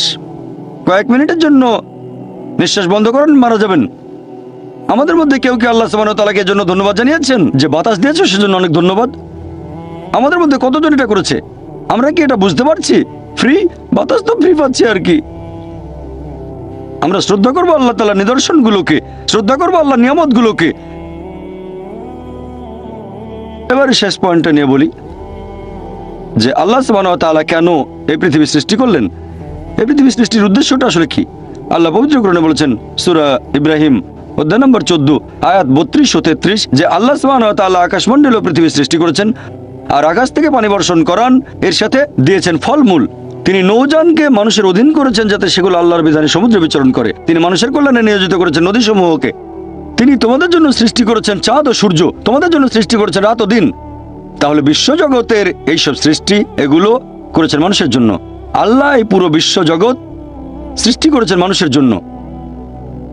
আর এটা আমাদের দায়িত্ব যে আমরা আল্লাহ সুবহানাহু ওয়া তাআলাকে ধন্যবাদ জানাবো এইসব নিয়ামতের জন্য। ধন্যবাদের পাশাপাশি আমাদের দায়িত্ব যে আমরা এই সব কিছুর যত্ন নেব। এই কারণেই আল্লাহ সুবহানাহু ওয়া তাআলা পশু পাখি সৃষ্টি করেছেন। তবে পশু হত্যা করা এটা নিষিদ্ধ, প্রাণী হত্যা নিষিদ্ধ। মুহাম্মদ সাল্লাল্লাহু আলাইহি ওয়াসাল্লাম একটা হাদিস বলছে টার্গেট প্র্যাকটিসের জন্য পশু পাখি হত্যা করো না। হ্যাঁ, যেসব পশুর মাংস খেতে আল্লাহ সুবহানাহু ওয়া তাআলা অনুমতি দিয়েছেন সেটা আমরা খেতে পারি, আল্লাহ যেভাবে বলেছেন সেই নিয়মে, যেভাবে নবী বলেছেন। তবে টার্গেট প্র্যাকটিস, এরকম অনেক লোক দেখি যারা এই নিয়মগুলো ধ্বংস করতে চায়, টার্গেট প্র্যাকটিস করে আর বিভিন্ন পশুর মাথা ঝুলিয়ে রাখে তাদের ড্রয়িং রুমে। আল্লাহ সৃষ্টি করেছেন পাহাড় পর্বত, আমরা সেগুলো জয় করতে চাই, মাউন্ট এভারেস্টের চূড়ায় উঠি। এ পর্যন্ত অনেক মানুষ মারা গেছে, প্রতি বছর মাউন্ট এভারেস্টে উঠতে গিয়ে অনেক মানুষ মারা গেছে। আমরা এই নিয়ামতের জন্য আল্লাহ সুবহানাহু ওয়া তাআলাকে ধন্যবাদ জানাই না। যদিও আল্লাহ তাআলা পবিত্র কোরআনে বলেছেন উট সৃষ্টি করা হয়েছে তোমাদের জন্য, ভার বহনের জন্য। যদিও এগুলো আমাদের জন্য সৃষ্টি করা হয়েছে, আমরা এদের ভালোবাসবো, শ্রদ্ধা করব। এরকম অনেক সহিহ হাদিস আছে, অনেক। একটা হাদিস আছে সহিহ বুখারীতে খণ্ড নম্বর 3 যে একবার একজন মানুষ একটা তৃষ্ণার্ত কুকুরকে পানি খেতে দিয়েছিল। কুয়ার কাছে গিয়ে মোজাই করে পানি এনেছিল আর এই কাজের জন্য তাকে বেহেশতে দাখিল করা হলো। সহিহ বুখারীতে আছে আরেকটা হাদিস খণ্ড নম্বর 4 একবার এক পতিতা একটা তৃষ্ণার্ত কুকুরকে পানি খেতে দিয়েছিল, এজন্য সে বেহেশত পেল। এক সাহাবা প্রশ্ন করলেন যে কুকুরকে পানি খাওয়ালেও কি আমরা পুরস্কার পাবো? নবী বললেন অবশ্যই, কেন না। চিন্তা করেন যে পশুটাকে ঘরের ভেতরে ঢুকতে নিষেধ করা হয়েছে, যদি সেই পশুকেও পানি খেতে দেন আল্লাহ সেজন্য পুরস্কার দেবেন। একটা হাদিস বলছে একজন বৃদ্ধ মহিলা এক বিড়ালকে বেঁধে রেখে খাবার দিত না, আল্লাহ তাকে দোজখে পাঠালেন। কেন সে বিড়ালটাকে বেঁধে রাখলো, খাবার দিল না? অন্ততপক্ষে বিড়ালটাকে ছেড়ে দিলেও তো সে শিকার করে খেতে পারতো। আর আমাদের এক্সিবিশনে এরকম একটা পোস্টার আছে, আরো অনেক পোস্টার। তাহলে আমরা পশু পাখিকে ভালোবাসবো, যত্ন করব। এছাড়াও গাছপালা লতাপাতা আমরা খেতে পারি যখন প্রয়োজন আমাদের, তবে বিনা কারণে আমরা কোনো গাছপালা কাটবো না। এমনকি যুদ্ধের সময়ও নবী মুহাম্মদ সাল্লাল্লাহু আলাইহি ওয়াসাল্লাম বলেছেন যে তোমরা গাছ কেটে ফেলো না, শস্যে আগুন ধরিয়ে দিও না। তাহলে এগুলো সবই আল্লাহ সুবহানাহু ওয়া তাআলার সৃষ্টি। আর আল্লাহ পবিত্র কোরআনে বলেছেন সূরা আদিয়াত অধ্যায় নম্বর 100 আল্লাহ তাআলা যুদ্ধের সময়ের ঘোড়া সম্পর্কে আল্লাহ এখানে বলেছেন যে ঘোড়া জোরে সৈন্যরা যুদ্ধে যায়। আল্লাহ এখানে শপথ করছেন আর বলছেন সূরা আদিয়াত আয়াত 1, 2, 3, 4 আল্লাহ বলেছেন এই ঘোড়াগুলোর খুরের আঘাতে আগুনের ফুলকি ছোটে, সে সময় ধুলোর মেঘ আকাশে ওড়ে, তারা শত্রু দলের ভেতরে ঢুকে পড়ে। বলা হচ্ছে আল্লাহ এখানে শপথ করছেন এই ঘোড়াগুলোকে নিয়ে, যুদ্ধের ময়দানের ঘোড়া। তাদের মধ্যে কোনো রকম ভয় নেই, কারণ তারা তাদের প্রভুর নির্দেশ মানে। যে মানুষটা ঘোড়ার পিঠে থাকে সেই মানুষটার জন্য তারা শত্রু দলের ভেতরে ঢুকে পড়ে, শত্রুর হাতে তরবারি বা অন্যান্য যত অস্ত্রই থাকুক না কেন, সেই ঘোড়া তারপরে সামনে এগিয়ে যায়, কারণ সে প্রভুর নির্দেশ মেনে চলে। আল্লাহ এখানে শপথ করছেন এই ঘোড়াগুলোকে নিয়ে। তারপর আল্লাহ তাআলা বলছেন, তবে মানুষ অবশ্যই অকৃতজ্ঞ। তার মানে যুদ্ধের ঘোড়া প্রভুর আদেশ মানতে গিয়ে মরার জন্য প্রস্তুত। এই কারণে ঘোড়াটা মারা যেতে পারে, তারপরও প্রভু আদেশ দিয়েছে বলে এগিয়ে যাচ্ছে। সামনে হয়তো অস্ত্র হাতে শত্রু দাঁড়িয়ে আছে, সামনে গেলে সে মারা যেতে পারে, তারপরে এটা প্রভুর আদেশ। তবে মানুষ যাতে অকৃতজ্ঞ, মোটেও কৃতজ্ঞ নয়। সে কারণে এই পৃথিবীর প্রত্যেকটা মানুষের দায়িত্ব হচ্ছে পৃথিবীর জীবনের এই উদ্দেশ্য পূরণ করা, যে আমাদের কোন কারণে সৃষ্টি করা হয়েছে। আল্লাহ সুবহানাহু ওয়া তাআলা আমাদের সৃষ্টিকর্তা, পরম করুণাময়, পরম দয়ালু, পরম ক্ষমাশীল, পরম ন্যায় বিচারক। তাই প্রত্যেকটা মানুষের দায়িত্ব আমরা আল্লাহ সুবহানাহু ওয়া তাআলার ইবাদত করব, আল্লাহ ব্যতীত কারো ইবাদত করব না। আর আমাদের ইহকালের এই জীবন পরকালের জন্য একটা পরীক্ষা। যদি আল্লাহর আদেশ মেনে চলি বেহেশতে যেতে পারবো, যদি না মানি পরীক্ষায় ফেল করব, জাহান্নামে যেতে হবে। আর আমরা সেই সব নিয়ামতগুলো যত্ন নেব যেগুলো আল্লাহ আমাদের দিয়েছেন। আমার লেকচার শেষ করার আগে কোরআনের একটা আয়াতের উদ্ধৃতি দিচ্ছি। সূরা আলে ইমরান অধ্যায় নম্বর 3 আয়াত 110 বলা হয়েছে, কুনতুম খায়রা উম্মাতিন উখরিজাত লিন-নাস। হে মুসলিম, তোমরা শ্রেষ্ঠ উম্মত, মানব জাতির জন্য আবির্ভূত। আমাদের বলা হয়েছে খায়রা উম্মাহ, শ্রেষ্ঠ উম্মত। যখনই কোনো সম্মান পাবেন তখনই আপনাকে দায়িত্ব পালন করতে হবে। দায়িত্ব পালন না করলে সম্মান পাবেন না। আর দায়িত্বের কথা এই আয়াতেই আছে। আল্লাহ বলেছেন, তা'মিরুনা বিল মারুফি ওয়া তানহাউনা আনিল মুনকার ওয়া তু'মিনুনা বিল্লাহ। কারণ তোমরা সৎ কাজে নির্দেশ দাও, অসৎ কাজে নিষেধ করো এবং আল্লাহকে বিশ্বাস করো। প্রত্যেক মানুষের দায়িত্ব হচ্ছে প্রচার করা, সে যতখানি জানে। যদি সৃষ্টির পেছনের উদ্দেশ্যটা জানেন সেটা অন্যদের বলেন। আমাদের সৃষ্টি করা হয়েছে আল্লাহ সুবহানাহু ওয়া তাআলার ইবাদত করার জন্য, অন্য কারো না। ইহকালের জীবন পরকালের জন্য পরীক্ষা। মানুষকে আহ্বান করেন সত্যের পথে, সত্যের পথে চলে আসতে বলেন। তা'মিরুনা বিল মারুফি ওয়া তানহাউনা আনিল মুনকার, অর্থাৎ মানুষকে বলবেন ভালো কাজ করতে আর খারাপ কাজ করতে বাধা দেবেন। এটা প্রত্যেক মুসলিমের দায়িত্ব, দাওয়াত দেওয়া বাধ্যতামূলক। যদি আমরা সৎ কাজের নির্দেশ না দেই আর যদি মানুষকে অসৎ কাজে বাধা না দেই, তাহলে নিজেদের মুসলিম বলার যোগ্য নই, বলতে পারবো না আমরা খায়রা উম্মাহ, শ্রেষ্ঠ উম্মত। কোরআনের একটা আয়াত বলে আমার লেকচার শেষ করছি। সূরা নাহল অধ্যায় 16 আয়াত 125 বলা হয়েছে, উদু ইলা সাবিলি রাব্বিকা বিল হিকমা ওয়াল মুআযাতিল হাসানা ওয়াজাদিলহুম বিল্লাতি আহসান। মানুষকে তোমার প্রতিপালকের কথা আহ্বান করো হিকমত ও সদুপদেশ দ্বারা, এবং তাদের সাথে তর্ক করো, তাদের যুক্তি দেখাও উত্তম ও গ্রহণযোগ্য পন্থায়। ওয়া আখির দাওয়ানা আলহামদুলিল্লাহি রাব্বিল আলামিন। এখন আমরা শুরু করব প্রশ্নোত্তর পর্ব। অনুষ্ঠান শুরু করার আগে এই পর্বের নিয়ম কানুনগুলো বলি, যাতে করে এই সীমিত সময়টাকে সঠিকভাবে ব্যবহার করতে পারি। আপনাদের সামনে 4টা মাইক, যে কোনো একটার পেছনে লাইন দিয়ে দাঁড়ান। একটা মাইক রয়েছে মহিলাদের জন্য, পুরুষদের জন্য 3টা মাইক। একটা মাইক আছে পেছনে, একটা আমার ডান দিকে আর একটা এদিকে আমার বাম পাশে। আপনারা প্রশ্ন করার সময়ে দয়া করে আপনাদের নাম এবং পেশা বলবেন। মনে রাখবেন, এখানে প্রশ্ন করবেন, কোনো লেকচার দেবেন না। তাই প্রশ্ন করার সময় আপনারা সংক্ষিপ্ত আর যথাযথভাবে করবেন। আমি ভলান্টিয়ারদের অনুরোধ করব, যারা মাইকের পাশে আছেন আপনারা দয়া করে প্রথমেই সুযোগ দেবেন অমুসলিম ভাইদের, যারা লাইনে দাঁড়িয়ে আছেন ডক্টর জাকিরকে প্রশ্ন করার জন্য। অমুসলিম ভাইয়েরা সামনে এগিয়ে আসুন। প্রশ্ন করার ক্ষেত্রে অমুসলিম ভাইদের আগে সুযোগ দেওয়া হবে। জাকির বললেন, ঈশ্বর আমাদের সৃষ্টিকর্তা, তিনি কেবলমাত্র একজন। 2 নম্বর, ঈশ্বর মানুষকে সৃষ্টি করেছেন তার ভালোবাসা থেকে। 3 নম্বর, ঈশ্বর কাউকে করেছেন ধনী বা গরিব, স্বাস্থ্যবান বা অসুস্থ, এই সবই আসলে পরীক্ষা। একইভাবে খ্রিস্টানরা বিশ্বাস করে ঈশ্বর কেবলমাত্র একজন। 2 নম্বর, ঈশ্বর মানুষকে সৃষ্টি করেছেন তার ভালোবাসা থেকে। 3 নম্বর, ইসলাম ধর্মের মতোই এই সব কিছু দিয়ে আসলে পরীক্ষা করা হচ্ছে। এখন আমি আপনার কাছ থেকে এটা জানতে চাচ্ছি, ভুল বুঝবেন না, আমি খ্রিস্টান নই। ভাই, আপনি প্রশ্ন করলেন যে খ্রিস্টান ধর্মে ওইটা আছে ইসলামের মতো, যে ঈশ্বর একজন, ঈশ্বর তার সৃষ্টিকে ভালোবাসেন। আর আপনি প্রশ্ন করলেন এখানে পার্থক্যটা কি? খ্রিস্টান ধর্ম আর ইসলামের পার্থক্য জানতে চান নাকি? এদের পার্থক্য না, আপনি এটা আমাকে কিভাবে বোঝাবেন? একটু আগেই আপনি বললেন ইসলাম ধর্ম বাদে অন্য কোনো ধর্মের ইবাদতই গ্রহণ করা হবে না। আচ্ছা আচ্ছা ভাই, সুন্দর প্রশ্ন করেছেন। এবার আপনার প্রশ্নটা বোঝা যাচ্ছে। প্রথমে আপনি একটা মন্তব্য করেছিলেন, প্রশ্নবোধক চিহ্ন থাকলে বোঝা যায়, মন্তব্য হলে প্রশ্ন খুঁজে নিতে হয়। ইসলাম ধর্মে ইবাদতের বিভিন্ন কার্যকলাপের সাথে অন্যান্য ধর্মের ইবাদতের মধ্যে পার্থক্যটা কি? ইসলামে আলাদা কি আছে? খ্রিস্টান ধর্ম বলছে ঈশ্বর একজন, আরো বলছে যে ঈশ্বর আমাদের ভালোবাসেন। ইসলাম বলছে আল্লাহ একজন, ইসলাম বলছে আল্লাহ তার সৃষ্টিকে ভালোবাসেন। ইসলাম ইবাদত করতে বলছে খ্রিস্টান ধর্ম, তাই বলছে এখন এই ইবাদতের মধ্যে পার্থক্যটা কি ইসলাম আর খ্রিস্টান ধর্মে? অথবা ইসলাম ধর্মে আলাদা এমন কি আছে যেটা অন্য কোনো ধর্মে নেই, বিশেষ করে খ্রিস্টান ধর্ম? ভাই, যদি আপনি একটু মনোযোগ দিয়ে কোরআন পড়েন সঠিকভাবে, আমার লেকচারে বিভিন্ন বিষয় ব্যাখ্যা করেছি, এরপর যদি বাইবেলও পড়েন সঠিকভাবে, যদি সঠিক ব্যাখ্যা পড়েন, আমরা জানি যীশু খ্রিস্ট বা ঈসা আলাইহিস সালাম আল্লাহ সুবহানাহু ওয়া তাআলা প্রেরিত একজন নবী ও রাসূল। সেই মুসলিম আসলে মুসলিম নয় যদি সে যীশু খ্রিস্টকে নবী বলে বিশ্বাস না করে। আমরা মানি যে তিনি অলৌকিকভাবে জন্মেছিলেন কোনো পুরুষের হস্তক্ষেপ ছাড়াই। আমরা মানি যে তিনি হলেন মসীহ অর্থাৎ খ্রিস্ট। আমরা মানি যে তিনি আল্লাহর নির্দেশে জন্মান্ধর কুষ্ঠরোগীদের সুস্থ করেছিলেন। আমরা মানি যে তিনি আল্লাহর নির্দেশে মৃত মানুষকে জীবন দিয়েছেন। তবে আমাদের মধ্যে পার্থক্য আছে। অনেক খ্রিস্টান আছে যারা বলে যে যীশু খ্রিস্ট নাকি নিজেকে ঈশ্বর বলে দাবি করেছিলেন। তাহলে একটা হলো বাইবেলের সাথে পার্থক্য, আর একটা পার্থক্যের জায়গায় হচ্ছে খ্রিস্টানরা যেটা মনে করে, যেটা প্র্যাকটিস করে, এটার সাথে যে পার্থক্য। অনেক খ্রিস্টান বলে যে যীশু খ্রিস্ট নিজেকে ঈশ্বর বলে দাবি করেছিলেন। যখন তারা বলে যে ঈশ্বর একজন, তারা বলে যীশু খ্রিস্ট হলেন সর্বশক্তিমান। আর এই ব্যাপারটাতে আমরা মুসলিমরা আপত্তি জানাই। গোটা বাইবেলে একেবারে পরিষ্কার করে বলা এমন একটা অনুচ্ছেদ পাবেন না যেখানে যীশু খ্রিস্ট তার নিজের মুখে বলেছেন যে আমি ঈশ্বর অথবা আমার উপাসনা করো। তাহলে একজন সাধারণ খ্রিস্টানের কাছে ইবাদত করা হলো যীশু খ্রিস্টের ইবাদত বা উপাসনা করা।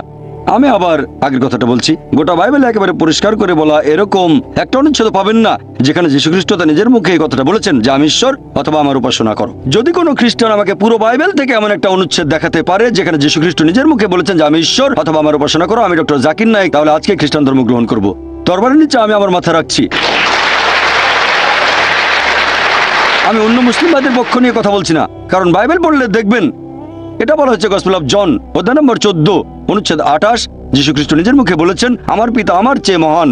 গসপেল অফ জন অধ্যায় নম্বর 10 অনুচ্ছেদ 29, আমার পিতা সবার চেয়ে মহান। গসপেল অফ ম্যাথিউ অধ্যায় নম্বর 12 অনুচ্ছেদ 28, আমি ঈশ্বরের আত্মার সাহায্যে শয়তানকে তাড়িয়ে দিই। গসপেল অফ লুক অধ্যায় 11 অনুচ্ছেদ 20, আমি ঈশ্বরের আঙুলের সাহায্যে শয়তানকে তাড়িয়ে দিই। গসপেল অফ জন অধ্যায় 5 অনুচ্ছেদ 30, আমি নিজের থেকে কিছুই করতে পারি না, আমি যেমন শুনি তেমন বিচার করি, আর আমার বিচার ন্যায্য, কারণ আমি আমার ইচ্ছা পূরণ করি না, আমার পিতার ইচ্ছা পূরণ করি। যদি কেউ বলে আমি নিজের ইচ্ছা পূরণ করি না, আল্লাহর ইচ্ছা পূরণ করি, সে মুসলিম।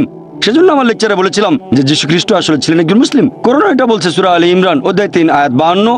আবার আছে গসপেল অফ জন অধ্যায় 17 অনুচ্ছেদ 3, এই হলো অনন্ত জীবন যাতে তোমরা জানতে পারো যীশু খ্রিস্টকে যাকে ঈশ্বর পাঠিয়েছেন। এরপর আছে গসপেল অফ জন অধ্যায় 14 অনুচ্ছেদ 24, যে কথাগুলো শুনছো সেগুলো আমার নয় বরং আমার পিতার যিনি আমাকে পাঠিয়েছেন। এরপর পরিষ্কার বলা হচ্ছে বুক অফ অ্যাক্টস অধ্যায় 2 অনুচ্ছেদ 22, হে ইসরায়েলবাসী মনোযোগ দিয়ে শোনো, নাজারেত শহরের যিশু ঈশ্বর মনোনীত একজন মানুষ, তোমাদের মাঝে অনেক অলৌকিক কাজ করবে, ঈশ্বর তাকে দিয়ে করাবেন, তোমরা তার সাক্ষী থাকবে। ঈশ্বর মনোনীত মানুষ তোমাদের মাঝে সে অলৌকিক কাজ করবে যেগুলো ঈশ্বর তাকে দিয়ে করাবেন, তোমরা তার সাক্ষী থাকবে। তাহলে যীশু খ্রিস্ট ছিলেন আল্লাহ তাআলার গুরুত্বপূর্ণ একজন নবী, তবে তিনি আল্লাহ নন। কখনোই বলেননি আমার ইবাদত করো। তবে দুর্ভাগ্যজনকভাবে খ্রিস্টান চার্চ এখন প্রচার করে মোক্ষ লাভের কথা। বাইবেলে স্বর্গের কথা বলা হয়েছে, নরকের কথা বলা হয়েছে, তবে ইহকালের জীবনের উদ্দেশ্যটা সেখানে বিস্তারিত বলা হয়নি। এ ব্যাপারে কেউ কিছু বলেনি, তবে পল কিছু কথা বলে গেছেন। পলের কথা আছে করিন্থিয়ানসে অধ্যায় নম্বর 15। পল বলছেন 1 করিন্থিয়ান অধ্যায় 15, যদি যীশু খ্রিস্ট আমাদের পাপের ভার বহন করে মৃত্যুবরণ না করেন, আমাদের বিশ্বাস তাহলে ভিত্তিহীন, আমাদের সবকিছু ভিত্তিহীন। তার মানে যীশু খ্রিস্ট আমাদের পাপের বোঝা নিয়ে মৃত্যুবরণ করেছেন পলের কথা অনুযায়ী। আর তারা বাইবেলের একটা অনুচ্ছেদের কথা বলে, গসপেল অফ জন অধ্যায় 3 অনুচ্ছেদ 16, ঈশ্বর জগৎকে এত ভালোবাসেন যে একমাত্র জাতপুত্রকে দান করলেন, তাকে যদি কেউ বিশ্বাস করে সে বিনষ্ট হয় না বরং অনন্ত জীবন পায়। তাহলে স্যালভেশন বা মোক্ষ লাভ চার্চের কথা অনুযায়ী হচ্ছে বিশ্বাস করব যীশু খ্রিস্ট আমাদের পাপের বোঝা নিয়ে মারা গেছেন, তাহলে আপনি স্বর্গে যেতে পারবেন, বেহেশতে যেতে পারবেন। এখন এই একমাত্র জাতপুত্র, এখানে জাত শব্দটাকে গসপেল অফ জন অধ্যায় 3 অনুচ্ছেদ 16 থেকে বাদ দেওয়া হয়েছে। খ্রিস্টান ধর্মের উচ্চপদস্থ 32 জন বিশেষজ্ঞ বাদ দিয়েছেন। নতুন ভার্সনে শব্দটা নেই, তাদের অভিযোগ এটা বানানো গল্প, পরে ঢোকানো হয়েছে, ওখানে ছিল না। তারা খ্রিস্টান ধর্মকে নিজের মতো করে বানিয়ে নিয়েছে। তবে যীশু খ্রিস্ট নিজের মুখে বলেছেন, এক লোক যিশুর কাছে আসলো, গসপেল অফ ম্যাথিউ অধ্যায় নম্বর 19 অনুচ্ছেদ 16 এবং 17, হে ভালো প্রভু, আমি কোন ভালো কাজটা করব যাতে অনন্ত জীবন পেতে পারি? আমি কোন ভালো কাজ করব যাতে স্বর্গে যেতে পারি? যীশু খ্রিস্ট তার উত্তরে বললেন যে তুমি আমাকে ভালো বলছো কেন? ভালো আর কেউ নয়, আছে শুধু একজন, সর্বশক্তিমান ঈশ্বর। তোমরা যদি অনন্ত জীবন পেতে চাও তাহলে ঈশ্বরের আদেশ মেনে চলো।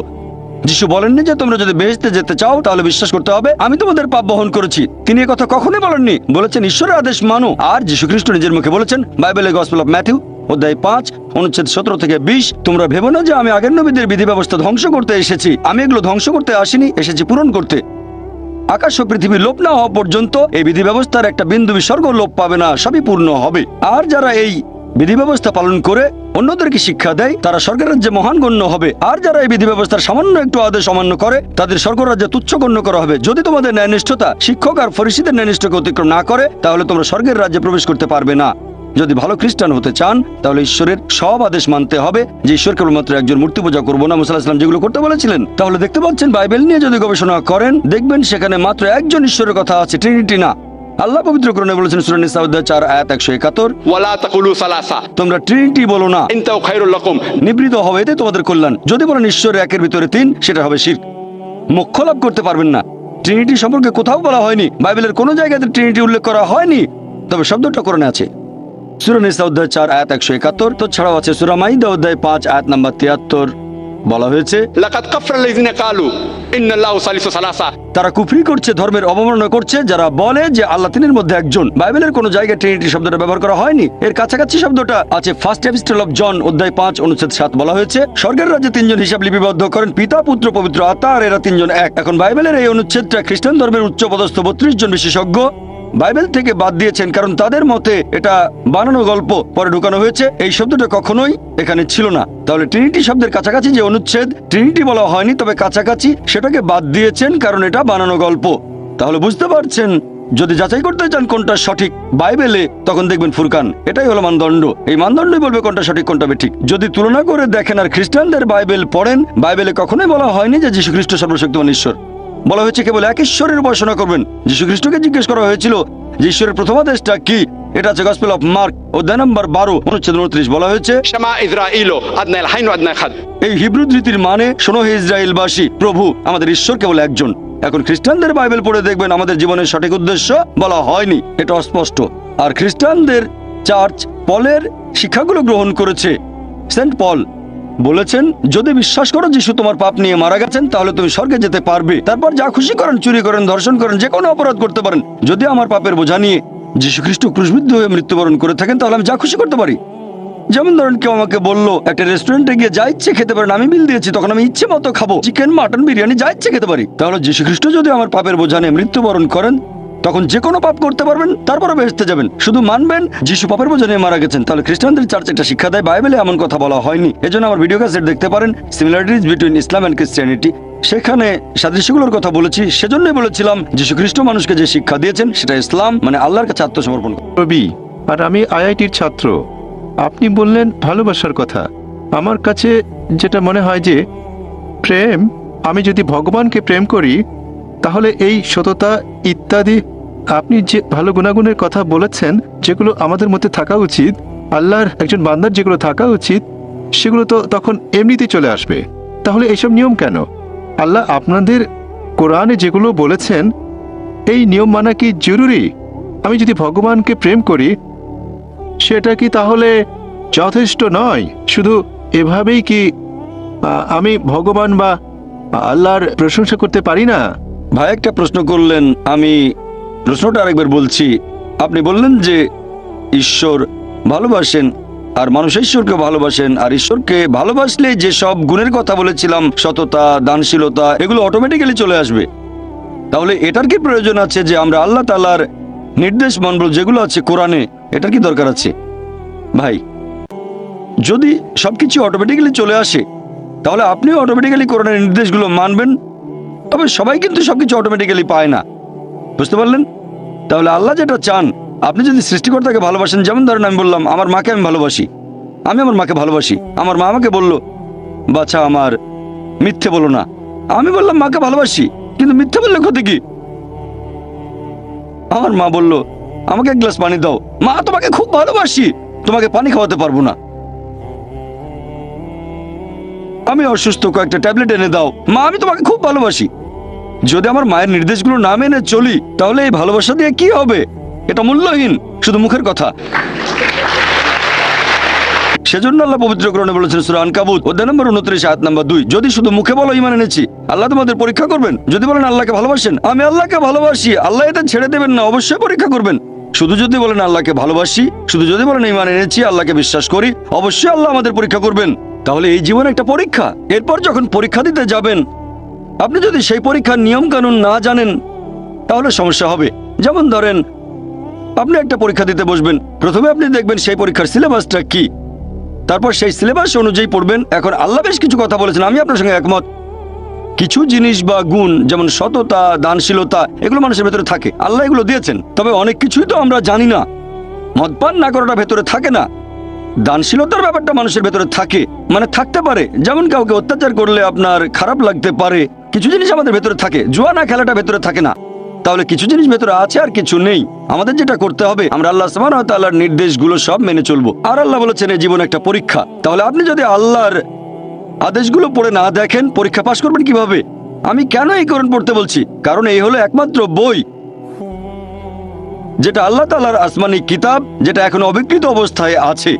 স্যার উইলিয়াম মেয়র কথা অনুযায়ী, যিনি ইসলামের একজন কড়া সমালোচক, তিনিও লিখতে বাধ্য হয়েছেন মানে তার সামনে অপশন ছিল না। পৃথিবীতে আর কোনো ধর্মগ্রন্থ নেই পবিত্র কোরআনের মতো যেটা 1200 বছর ধরে অবিকৃত অবস্থায় আছে। তিনি এটা বলেছেন 200 বছর আগে। ইসলামের সমালোচক হয়েও তার কোনো অপশন ছিল না, মিথ্যে বলতে পারেননি, তাই এটা লিখেছেন। আপনারা যদি আল্লাহ সুবহানাহু ওয়া তাআলার সবগুলো আসমানি কিতাব একটু ভালো করে দেখেন, আল্লাহ অনেক ওহী পাঠিয়েছেন। আমরা এরকম 4টার নাম জানি: তাওরাত, জাবুর, ইনজিল আর কোরআন। তাওরাত হলো সেই আসমানি কিতাব যেটা নাজিল হয়েছিল মুসা আলাইহিস সালামের উপর। জাবুর হলো সেই আসমানি কিতাব যেটা নাজিল হয়েছিল দাউদ আলাইহিস সালামের উপর। ইনজিল হলো সেই আসমানি কিতাব যেটা নাজিল হয়েছিল যিশু আলাইহিস সালামের উপর। আর কোরআন হলো সেই আসমানি কিতাব যেটা নাজিল হয়েছিল সর্বশেষ চূড়ান্ত নবী মুহাম্মদ সাল্লাল্লাহু আলাইহি সাল্লামের উপর। আর আল্লাহ পবিত্র কোরআনে বলেছেন সূরা রদ অধ্যায় 13 আয়াত নম্বর 38, আমি প্রত্যেক যুগে ওহী প্রেরণ করেছি। অনেক আসমানি কিতাব নাজিল হয়েছে, সময়ের সাথে সাথে সেগুলো বিকৃত হয়ে গেছে। একমাত্র যে আসমানি কিতাব এখন অবিকৃত অবস্থায় আছে সেটা পবিত্র কোরআন। সেজন্য আমি বলেছি, যদি আল্লাহর সত্যিকারের আদেশগুলো মেনে চলতে চান তাহলে কোরআন পড়েন। আর আপনি যদি হিন্দু হন, জিজ্ঞেস করতে পারেন এটা কিভাবে প্রমাণ করবেন। সেজন্য আমার লেকচার শুনবেন, অনুষ্ঠিত হবে 18 জানুয়ারি রবিবার, সিমিলারিটিজ বিটুইন হিন্দুইজম অ্যান্ড ইসলাম। মাইকে। আমার নাম প্রসন্ন, এমবিবিএস এর ছাত্র। স্যার, আপনি বললেন যে প্রয়োজন ছাড়া পশু হত্যা করা ঠিক না, টার্গেট প্র্যাকটিস বা শিকারের জন্য। বর্তমানে পৃথিবীতে একজন মানুষ ভেজিটেরিয়ান হয়েও সুস্থভাবে আর সুন্দরভাবে থাকতে পারে। তাহলে শুধুমাত্র খেতে সুস্বাদু বলে এই পশুদের হত্যা করা আপনার মতে সঠিক না ভুল? ভাই প্রসন্ন খুব সুন্দর প্রশ্ন করেছেন, আর টপিকের সাথে খুবই প্রাসঙ্গিক। আমি আমার লেকচারে বলেছি পশু পাখি হত্যা করা উচিত না, তারা আল্লাহর সৃষ্টি, যদি না খাওয়ার প্রয়োজন হয়। টার্গেট প্র্যাকটিস করবেন না। তাহলে মুসলিমরা কেন পশু হত্যা করে? ভেজ খেয়ে সুস্থ থাকতে পারে আপনার মতে, এমবিবিএস এর একজন ছাত্র। তাহলে শুধু ভালো স্বাদের জন্য কেন প্রাণী হত্যা? ভাই 1 নম্বর পয়েন্ট, একজন মুসলিম পুরো ভেজিটেরিয়ান হয়েও খুব ভালো মুসলিম হতে পারে। কোরআনের কোনো আয়াত বা কোনো হাদিস বলছে না যে এটা বাধ্যতামূলক, এটা ফরজ ননভেজ খাওয়া, পশুর মাংস। ভেজিটেরিয়ান হয়েও আপনি খুব ভালো মুসলিম হতে পারেন। তবে আল্লাহ সুবহানাহু ওয়া তাআলা পবিত্র কোরআনে বলেছেন, সূরা মাইদা অধ্যায় নম্বর 5 আয়াত নম্বর 1, তোমাদের জন্য খাদ্য সব চতুষ্পদ প্রাণী যেগুলো তোমাদের জন্য হালাল, সেই সব চতুষ্পদ তোমাদের জন্য হালাল, উল্লেখিত পশুগুলো বাদে। আল্লাহ বলেছেন সূরা নাহাল অধ্যায় নম্বর 16 আয়াত নম্বর 5 যে আল্লাহ তোমাদের জন্য চতুষ্পদ জন্তু সৃষ্টি করেছেন যাতে তোমরা তাদের মাংস খেতে পারো। পবিত্র কোরআনে সূরা মুমিনুন অধ্যায় 23 আয়াত 21 যে নিশ্চয়ই গবাদি পশু তোমাদের জন্য একটি নিদর্শন, কারণ তাদের শরীরের ভেতর থেকে তোমাদের জন্য দুধ উৎপাদন করি, এতে তোমাদের জন্য উপকারিতা আছে, আর এদের মাংস তোমরা খেতে পারো। সৃষ্টিকর্তা আল্লাহ সুবহানাহু ওয়া তাআলা আমাদের অনুমতি দিয়েছেন এই মাংস আমরা খেতে পারবো, তাহলে আমরা কেন খাবো না? এবার আপনার যুক্তিটাতে আসি যে এই গবাদি পশুর মাংস, আপনি তো এমবিবিএস এর ছাত্র, আমিও মেডিকেল ডাক্তার, এমবিবিএস পাস করেছি। এমবিবিএস এর ছাত্র হিসেবে এটা হয়তো পড়েছেন, আমি জানি না, ফার্স্ট ইয়ারে পড়ে থাকতে পারেন আপনি, যে কিছু অ্যামিনো অ্যাসিড আমাদের শরীরে সংশ্লেষিত হয় না, এগুলোকে বলা হয় এসেনশিয়াল অ্যামিনো অ্যাসিড। এরকম 8টা অ্যামিনো অ্যাসিড, এখন এই 8টা অ্যামিনো অ্যাসিড খাবারের মাধ্যমে সরবরাহ করা হয়। খাবারের মাধ্যমে সরবরাহ করা না হলে শরীরে ক্ষতি হতে পারে। পৃথিবীর কোনো ভেজিটেবলে আপনি এই 8টা অ্যামিনো অ্যাসিডের সবগুলো পাবেন না, এরকম নেই। একমাত্র যে খাবার এই 8টা অ্যামিনো অ্যাসিডের সবগুলো সরবরাহ করে থাকে সেটা হচ্ছে মাংস, মাছ, মাংস জাতীয় খাবার। মাংস জাতীয় খাবারে থাকে প্রচুর প্রোটিন, অনেক ভিটামিন, প্রচুর আয়রন থাকে, এটা স্বাস্থ্যকর। তবে আমি জানি যে আপনি ননভেজ খাবার না খেয়েও স্বাস্থ্যবান থাকতে পারবেন, অবশ্যই এটা সম্ভব। আপনি সুষম খাদ্য খেলেন, নিয়মিত চেক আপ করালেন ইত্যাদি, সম্ভব বলছি না স্বাস্থ্যবান হতে পারবেন না। তবে খাবারটা যখন স্বাস্থ্যকর তখন খাবেন না কেন? অনেকে এখানে কারণ দেখায় যে আমরা পশুদের কষ্ট দিচ্ছি, এ ব্যাপারে পরে বলছি। এখন আপনি যদি তৃণভোজী প্রাণীদের দাঁতগুলো দেখেন, গরু, ছাগল, ভেড়া, তাদের দাঁতগুলো সমান, তারা শুধু শাকসবজি খায়, কখনো মাংস জাতীয় খাবার খাবে না। আবার যদি মাংসাশী প্রাণীদের দাঁতগুলো একটু খেয়াল করেন, বাঘ, চিতাবাঘ, সিংহ, এদের দাঁতগুলো সুচালো, দাঁতগুলো তীক্ষ্ণ, শুধু মাংস খায়, কখনো ঘাস খাবে না। এখন যদি মানুষের দাঁতগুলো দেখেন, আয়নার সামনে দাঁড়ালে দেখতে পাবেন, আমিও দাঁড়ালে দেখতে পাবো যে আল্লাহ তাআলা আমাদের সমান দাঁত এবং সুচালো দাঁত দুটোই দিয়েছেন। যদি আল্লাহ তাআলা, যদি সৃষ্টিকর্তা চাইতেন আমরা শুধু ভেজ খাবার খাবো, তাহলে এই সুচালো দাঁত দিলেন কেন? এখন আপনি মেডিকেল ছাত্র, সুচালো দাঁত মাংস খাওয়ার জন্য? এতেই প্রমাণ হয় আল্লাহ এটা দিয়েছেন নন ভেজ খাবার খাওয়ার জন্য। এছাড়াও তৃণভোজী প্রাণীদের যে পরিপাকতন্ত্র, যেমন গরু, ছাগল, ভেড়া মাংস হজম করতে পারে না, শুধু শাকসবজি হজম করতে পারে। এরপর মাংসাশী প্রাণীদের পরিপাকতন্ত্র, বাঘ, চিতাবাঘ, সিংহ শুধু মাংস হজম করতে পারে, শাকসবজি হজম করতে পারে না। তবে আমাদের মানুষদের যে পরিপাকতন্ত্র, আপনি মেডিকেল ছাত্র তাই জানেন, আমরা ভেজ নন ভেজ দুটোই হজম করতে পারি, ভেজিটেবল মাংস দুটোই হজম করতে পারি, মাংস হজম হয়। যদি আল্লাহ চাইতেন আমরা শুধু ভেজ খাবারই খাবো, তাহলে দুটোই হজম করতে পারা পরিপাকতন্ত্র কেন আমাদের দিলেন? দিয়েছেন এগুলো খাওয়ার জন্য। এবার আপনার প্রশ্নটা, অনেকের মধ্যে ভুল ধারণা আছে, হিন্দুদের অনেকেই ভাবে যে হিন্দু ধর্মগ্রন্থ ননভেজ খাবার খাওয়ার অনুমতি দেয় না। কোরআনের উদ্ধৃতি দিয়েছি, যদি আপনি হিন্দু ধর্মগ্রন্থ পড়েন, যদি পড়েন মনুস্মৃতি অধ্যায় নম্বর 5, মনুস্মৃতি অধ্যায় 5 অনুচ্ছেদ 30 এবং 31, বলা হয়েছে যে তুমি যদি কোনো পশুর মাংস খাও যেটার মাংস খাওয়ার জন্য, তাহলে কোনো পাপ করছো না, কারণ সর্বশক্তিমান ঈশ্বর কিছু পশুকে করেছেন খাদক এবং কিছুকে খাদ্য। মনুস্মৃতি অধ্যায় 5 অনুচ্ছেদ 31, যে তুমি যদি কোনো পশুকে বলি দাও, পশু উৎসর্গ করো, তুমি কোনো পাপ করছো না। মনুস্মৃতি অধ্যায় 5 অনুচ্ছেদ 39-40 বলা হয়েছে যে সর্বশক্তিমান ঈশ্বর কিছু পশুকে বানিয়েছেন উৎসর্গ করার জন্য, তাই উৎসর্গ করা পশুকে বলি দিলে হত্যা করা হবে না। মনুস্মৃতি অধ্যায় 5 অনুচ্ছেদ 41-42 বলছে যে একজন ব্রাহ্মণ যার জ্ঞান আছে আর যে সজ্ঞানে কোনো পশুকে উৎসর্গ করে, তাহলে সেই পশু স্বর্গে যাবে আর সেই ব্রাহ্মণও স্বর্গে যাবে। এরপর আছে ঋগ্বেদে গ্রন্থ নম্বর 10 অনুচ্ছেদ 27 পরিচ্ছেদ 2, এক লোক বলছে আমি যুদ্ধ করতে যাচ্ছি, আমি ফিরে আসলে বড় একটা ষাঁড় প্রস্তুত রেখো। এরপর ঋগ্বেদ গ্রন্থ নম্বর 10 অনুচ্ছেদ 28 পরিচ্ছেদ 4 বলা হয়েছে যে ইন্দ্র, তিনি বলছেন আমার খাওয়ার জন্য ষাঁড় প্রস্তুত রেখো, ষাঁড়ের মাংস খাবে। এরপর যদি পড়েন মহাভারত অনুশাসন পর্ব অধ্যায় নম্বর 88, সেখানে পড়লে দেখবেন কথাটা মনুস্মৃতিতেও আছে অধ্যায় নম্বর 3 অনুচ্ছেদ 266 থেকে 277। যুধিষ্ঠির জিজ্ঞেস করলো ভীষ্মকে, আমরা কি উৎসর্গ করব আজকের যজ্ঞে, মানে পূজায় উৎসর্গ হিসেবে, যাতে আমাদের পূর্বপুরুষেরা সন্তুষ্ট থাকবেন? তখন ভীষ্ম উত্তরে বললেন যে তুমি যদি শাকসবজি দাও, ভেজিটেবল, আমাদের পূর্বপুরুষরা সন্তুষ্ট থাকবেন 1 মাস, যদি মাছ দাও সন্তুষ্ট থাকবেন 2 মাস, যদি মাংস দাও সন্তুষ্ট থাকবেন 3 মাস, যদি খরগোশ দাও তাহলে সন্তুষ্ট থাকবেন 4 মাস, যদি ছাগলের মাংস দাও সন্তুষ্ট থাকবেন 5 মাস, শূকরের মাংস দিলে 6 মাস, হরিণের মাংস দিলে 7 মাস, আর পাখির মাংস দিলে 8 মাস। এভাবে আরো অনেক বলা হয়েছে। এটা হিন্দুদের ধর্মগ্রন্থ। এছাড়া আরো বলা হয়েছে মহিষের মাংস দিলে সন্তুষ্ট থাকবেন 11 মাস, যদি গরুর মাংস দাও তাহলে 12 মাস, আর গন্ডার মাংস দিলে সারা জীবনের জন্য। তাহলে হিন্দুদের ধর্মগ্রন্থ এটা বলছে। হিন্দুদের বিভিন্ন ধর্মগ্রন্থ আমাদের অনুমতি দিয়েছে যে আমরা ননভেজ খেতে পারবো, এমনকি গরুর মাংস। এটা আমার কথা না, সবগুলো রেফারেন্স বলেছি আমি, চেক করে দেখতে পারেন, এটা পুরোপুরি সঠিক। এবারে লজিক্যাল কারণটা একটু দেখি যে আমাদেরকে কেন পশু পাখির বিভিন্ন ক্ষতি করতে হবে। আমরা তো ননভেজ খাবার খেয়েই বেঁচে থাকতে পারি। মানুষ একটা লজিক দেখায় যে পশু হত্যা করা খুব বড় অপরাধ, আর একটা গাছ হত্যা করা কম অপরাধ, কারণ গাছের জীবন নেই, এটাই তাদের লজিক। আগেকার হিন্দু মনি ঋষিরা ননভেজ খেতেন, গরুর মাংস তারা খেতেন, তবে তাদের প্রভাবিত করেছে জৈনরা। তাদের অহিংসা নীতি এরকম বলে যে গাছের কোনো জীবন নেই, তাই গাছপালা খাওয়া পশু হত্যা করার চেয়ে অনেক কম অপরাধ। তবে এখন আমি জানি যে গাছপালার জীবন আছে, এখন তাদের লজিক বদলে গেছে। বলে আচ্ছা ভাই জাকির, মানলাম গাছের জীবন আছে, তবে গাছ ব্যথা অনুভব করতে পারে না, তাই গাছ হত্যা পশু হত্যা করার চেয়ে কম অপরাধ। এখন বিজ্ঞান আরো উন্নত হয়েছে আর আমরাও জানতে পেরেছি যে গাছপালাও ব্যথা অনুভব করে। গাছপালার নার্ভাস সিস্টেম আছে, ব্যথা অনুভব করে, গাছ কাঁদতেও পারে, অনেক সময় খুশি হয়, আবার কখনো দুঃখ পায়। তবে গাছপালার কান্না আমরা মানুষরা শুনতে পাই না, কারণ মানুষ যে তরঙ্গের শব্দ শুনতে পারে সেটা 20 সাইকেল পার সেকেন্ড থেকে 20,000 সাইকেল পার সেকেন্ড পর্যন্ত, এর নিচে বা উপরে মানুষ শুনতে পায় না। আপনারা হয়তো সাইলেন্ট ডগ হুইসেল দেখেছেন, কুকুর 40,000 পার সেকেন্ড পর্যন্ত শুনতে পারে। তাহলে এই হুইসেলের শব্দটা মানুষের শ্রবণযোগ্য তরঙ্গের উপরে, মানে 20,000 সাইকেল পার সেকেন্ডের উপরে, তবে 40,000 সাইকেল পার সেকেন্ডের নিচে। মালিক হুইসেল বাজালে মানুষ শুনতে পাবে না, কিন্তু কুকুর শুনে চলে আসবে। এখন গাছপালাও কাঁদে, কিন্তু আমরা শুনতে পাই না। কান্না শুনতে পাই না, তার মানে এই না যে তাদের অত্যাচার করব, যদি এটাকে অত্যাচার বলেন। একবার এক লোক বলেছিল যে ভাই জাকির, আমি মানছি গাছপালার জীবন আছে, গাছপালা ব্যথা অনুভব করে, তবে গাছপালার ইন্দ্রিয় মাত্র 2-3টা, পশু পাখির 5টা ইন্দ্রিয়, এজন্য গাছ হত্যা করাটা ছোট অপরাধ পশু হত্যার চেয়ে। আমি বললাম আচ্ছা ভাই, তর্কের খাতিরে আপনার কথা মানলাম, গাছে 2টো ইন্দ্রিয়, পশু পাখির 5টা আছে। এখন ধরেন আপনার এক ভাই জন্ম থেকেই বোবা আর কালা, 2টো ইন্দ্রিয় কম, বলতে পারে না, শুনতে পারে না। বড় হওয়ার পরে একটা লোক তাকে মেরে ফেললো, তখন কি জজের কাছে গিয়ে বলবেন ও মাই লর্ড, খুনিকে একটু কম শাস্তি দেবেন কারণ আমার ভাই 2টো ইন্দ্রিয় কম ছিল? আপনি তো বলবেন ওকে আরো বেশি শাস্তি দেন, আমার ভাই মাসুম, একেবারে নিষ্পাপ, আমার ভাইকে মারলো কিভাবে? ইসলামিক লজিক এভাবে বলে না যে 2টো ইন্দ্রিয় কম বা বেশি। আল্লাহ পবিত্র কোরআনে বলেছেন সূরা বাকারা অধ্যায় 2 আয়াত 168, তোমাদের যে ভালো খাদ্যবস্তু দিয়েছি তা থেকে তোমরা আহার করো, ভালোটা খাবেন, খারাপটা খাবেন না। খেয়াল করলে দেখবেন যে গবাদি পশু যদি হত্যা না করেন, গবাদি পশুর জীবনচক্র বেশ ছোট, দ্রুত বংশ বিস্তার করে এরা।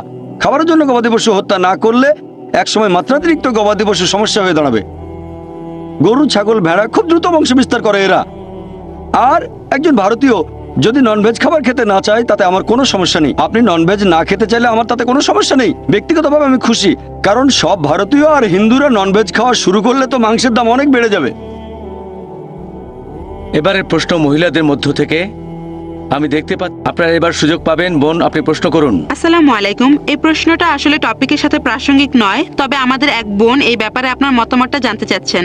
আমরা ছেলে মেয়েদের সেকুলার স্কুলে পাঠাচ্ছি, এতে করে তারা ইসলামী মূল্যবোধ থেকে দূরে সরে যাচ্ছে। যদিও অনেক বোন মনে করেন ছেলে মেয়েদের সেকুলার স্কুলে পাঠালে কোনো সমস্যা নেই যদি তারা বাসায় ইসলামী শিক্ষা পায়, আপনি কি বলবেন? বোন, আপনি প্রশ্ন করলেন, আমিও একমত এটা টপিকের বাইরে, তবে চেয়ারপারসন অনুমতি দিয়েছেন, আমিও উত্তর দেব। আপনি প্রশ্ন করলেন যে আমাদের ছেলে মেয়েদের সেকুলার স্কুলে পাঠানো ঠিক হবে কিনা, আর ইসলাম শিখবে বাসায়। বোন, এই সেকুলার শব্দের মানে ঈশ্বরের সাথে কোনো সম্পর্ক নেই। যদি আপনার ছেলেকে কোনো সেকুলার স্কুলে পাঠান, সেকুলার মানে ঈশ্বর যেখানে গৌণ, তবে বুঝতে পারছি আপনি নন ইসলামিক স্কুলের কথা বলছেন, খ্রিস্টান মিশনারি স্কুল ইত্যাদি, তবে সেকুলার মানে ঈশ্বরের সাথে কোনো সম্পর্ক নেই। যদি এমন স্কুলে পাঠান যেখানে ঈশ্বরের গুরুত্ব নেই, তারা নাস্তিক, তাহলে সমস্যা হবে। স্কুলে শেখাবে ঈশ্বর নেই, বাসায় শেখাবেন ঈশ্বর আছে, বিরোধ তৈরি হবে, সন্তান তখন সমস্যায় পড়বে। এটা বাদে যদি অন্য কোনো স্কুলে পাঠান যারা ভুল জিনিস শেখায়, যারা আল্লাহ ব্যতীত অন্য কারো উপাসনা করা শেখায়, যেমন খ্রিস্টানরা প্রতিদিন সকালে যীশু খ্রিস্টের উপাসনা করে, বাসায় শেখালেন যীশু খ্রিস্টকে উপাসনা করা শিরক, সন্তান দ্বিধাদ্বন্দ্বে পড়ে যাবে। আপনি কি করছেন জানেন? এখানে সন্তানের জন্য সমস্যা তৈরি করছেন। এখানে তাই আমরাই, বাবা মায়ের দায়িত্ব সন্তানকে এমন পরিবেশ দেয়া যেটা হবে সঠিক পরিবেশ। এখানে সন্তানকে বেঁধে ফেলছেন, হাত পা বেঁধে সুইমিং পুলে নামিয়ে দিয়ে বলছেন এবার সাঁতার কাটো। কিভাবে সাঁতার কাটবে? তাই বোন, আমি এখানে বলবো পার্থিব জ্ঞান আমাদের কাজে লাগবে, এটা গুরুত্বপূর্ণ। মানুষ জাতির উদ্দেশ্যে কোরআনে আল্লাহ তাআলার প্রথম নির্দেশ সূরা ইকরা অধ্যায় 96 আয়াত নম্বর 1, সেটা ইকরা মানে পাঠ করো, মানে শিক্ষিত করা। আমাদের প্রিয় নবী বলেছেন এটা সব মুসলিমের জন্য আবশ্যিক, হোক পুরুষ বা নারী জ্ঞান আহরণ করবে। তাহলে জ্ঞান অর্জন আবশ্যিক, দুটোই প্রয়োজন, ধর্মীয় শিক্ষা পাশাপাশি পার্থিব শিক্ষা, এই দুটোই গুরুত্বপূর্ণ। তবে সাবধান থাকবেন পার্থিব শিক্ষা গ্রহণ করার সময় ধর্মীয় শিক্ষা যেন পিছিয়ে না পড়ে, আর এখানে দুটোই থাকতে হবে। ভালো হয় সন্তানকে এমন স্কুলে পাঠান যেখানকার শিক্ষার সাথে বিরোধ নেই আল্লাহ সুবহানাহু ওয়া তাআলার নির্দেশের। তবে সবচেয়ে ভালো যে স্কুলে 2 ধরনের শিক্ষাই দেয়া হয়। চিন্তা করেন, এমন স্কুলে পাঠালেন যেখানে পড়ানো হয় ডারউইনের থিওরি, যে মানুষ বান্দর থেকে এসেছে। আল্লাহ বলেছেন আমরা এসেছি আদম এবং হাওয়া থেকে। সন্তান দ্বিধাদ্বন্দ্বে পড়ে যাবে, কতগুলো দ্বিধা দূর করতে পারবেন? সবচেয়ে ভালো ইসলামিক স্কুল, কিন্তু দুর্ভাগ্যজনকভাবে আমাদের ইসলামিক স্কুলের সংখ্যা অনেক কম। তবে আলহামদুলিল্লাহ সুম্মা আলহামদুলিল্লাহ, এখন ভারত সহ পুরো পৃথিবী জুড়েই অনেক ইসলামিক স্কুল গড়ে উঠেছে। কিছু স্কুল ভালো মানের, কিছু মাঝারি মানের, আবার কিছু নিচু মানেরও আছে। এখন আমাদের উচিত তাদের সাহায্য করা যারা এরকম স্কুল চালু করছে। আলহামদুলিল্লাহ, আমাদের Islamic research foundation IRF educational trust 3 বছর আগে একটা স্কুল চালু করেছে বোম্বেতে। এটার নাম ইসলামিক ইন্টারন্যাশনাল স্কুল।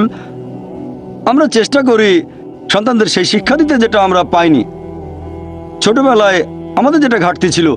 এই স্কুল শুরু করেছি, আর ইনশাআল্লাহ এখানে ফর্মাল শিক্ষার পাশাপাশি এটাকে আমি সেকুলার বলবো না। অঙ্ক সাবজেক্ট সেকুলার না, বিজ্ঞান সেকুলার না, আমি এটাকে বলি ফর্মাল শিক্ষা, কারণ বিজ্ঞান একটা ইসলামিক সাবজেক্ট আমার মতে, অঙ্ক ইসলামিক সাবজেক্ট। বিখ্যাত অনেক গণিতজ্ঞ মুসলিম, বিখ্যাত অনেক বিজ্ঞানী মুসলিম, তাই আমি বিজ্ঞানকে সেকুলার শিক্ষা বলবো না। আমি এটাকে অমুসলিমদের কাছে বলবো ফর্মাল শিক্ষা, মুসলিমদের কাছে বলবো এটা ইসলামিক সাবজেক্ট। তবে সঠিকভাবে শেখাতে হবে, বৈজ্ঞানিক ফ্যাক্ট, কোনো অনুমান বা থিওরি না, যেমন ডারউইনের থিওরি ইত্যাদি। তাহলে আমাদের সন্তানদের সঠিক পরিবেশ দেওয়াটা গুরুত্বপূর্ণ। খেয়াল রাখবেন যেন সঠিক শিক্ষা পায়, এটাই সবচেয়ে ভালো। যদি এমন কোন স্কুলে সন্তানকে পাঠান যারা ভুল জিনিস শিক্ষা দেয়, তারপর আপনি আবার বাসায় তাকে আল্লাহ সুবহানাহু ওয়া তাআলা সম্পর্কে বললেন, ধর্ম সম্পর্কে বললেন, বোন এটা আগুন নিয়ে খেলা, আমি বলবো কোনো ইসলামিক স্কুলে দেন। আশা করি উত্তরটা আজকে এখানে আসতে পেরে খুব ভালো লাগছে, যদিও আমি একজন অমুসলিম। পবিত্র বাইবেলের ওল্ড টেস্টামেন্টে একথা বলা আছে যে ঈশ্বর রাত এবং দিন সৃষ্টি করলেন একেবারে প্রথম দিনে। তারপরে ঈশ্বর সৃষ্টি করলেন সূর্য এবং চাঁদ। সূর্য যদি না থাকে তাহলে দিন আর রাত কিভাবে আসবে? একইভাবে পবিত্র কোরআনে বলা হয়েছে যে সূর্য পৃথিবীর চারপাশে ঘুরে। এটা আছে 21 অধ্যায়ের 22 নম্বর আয়াতে।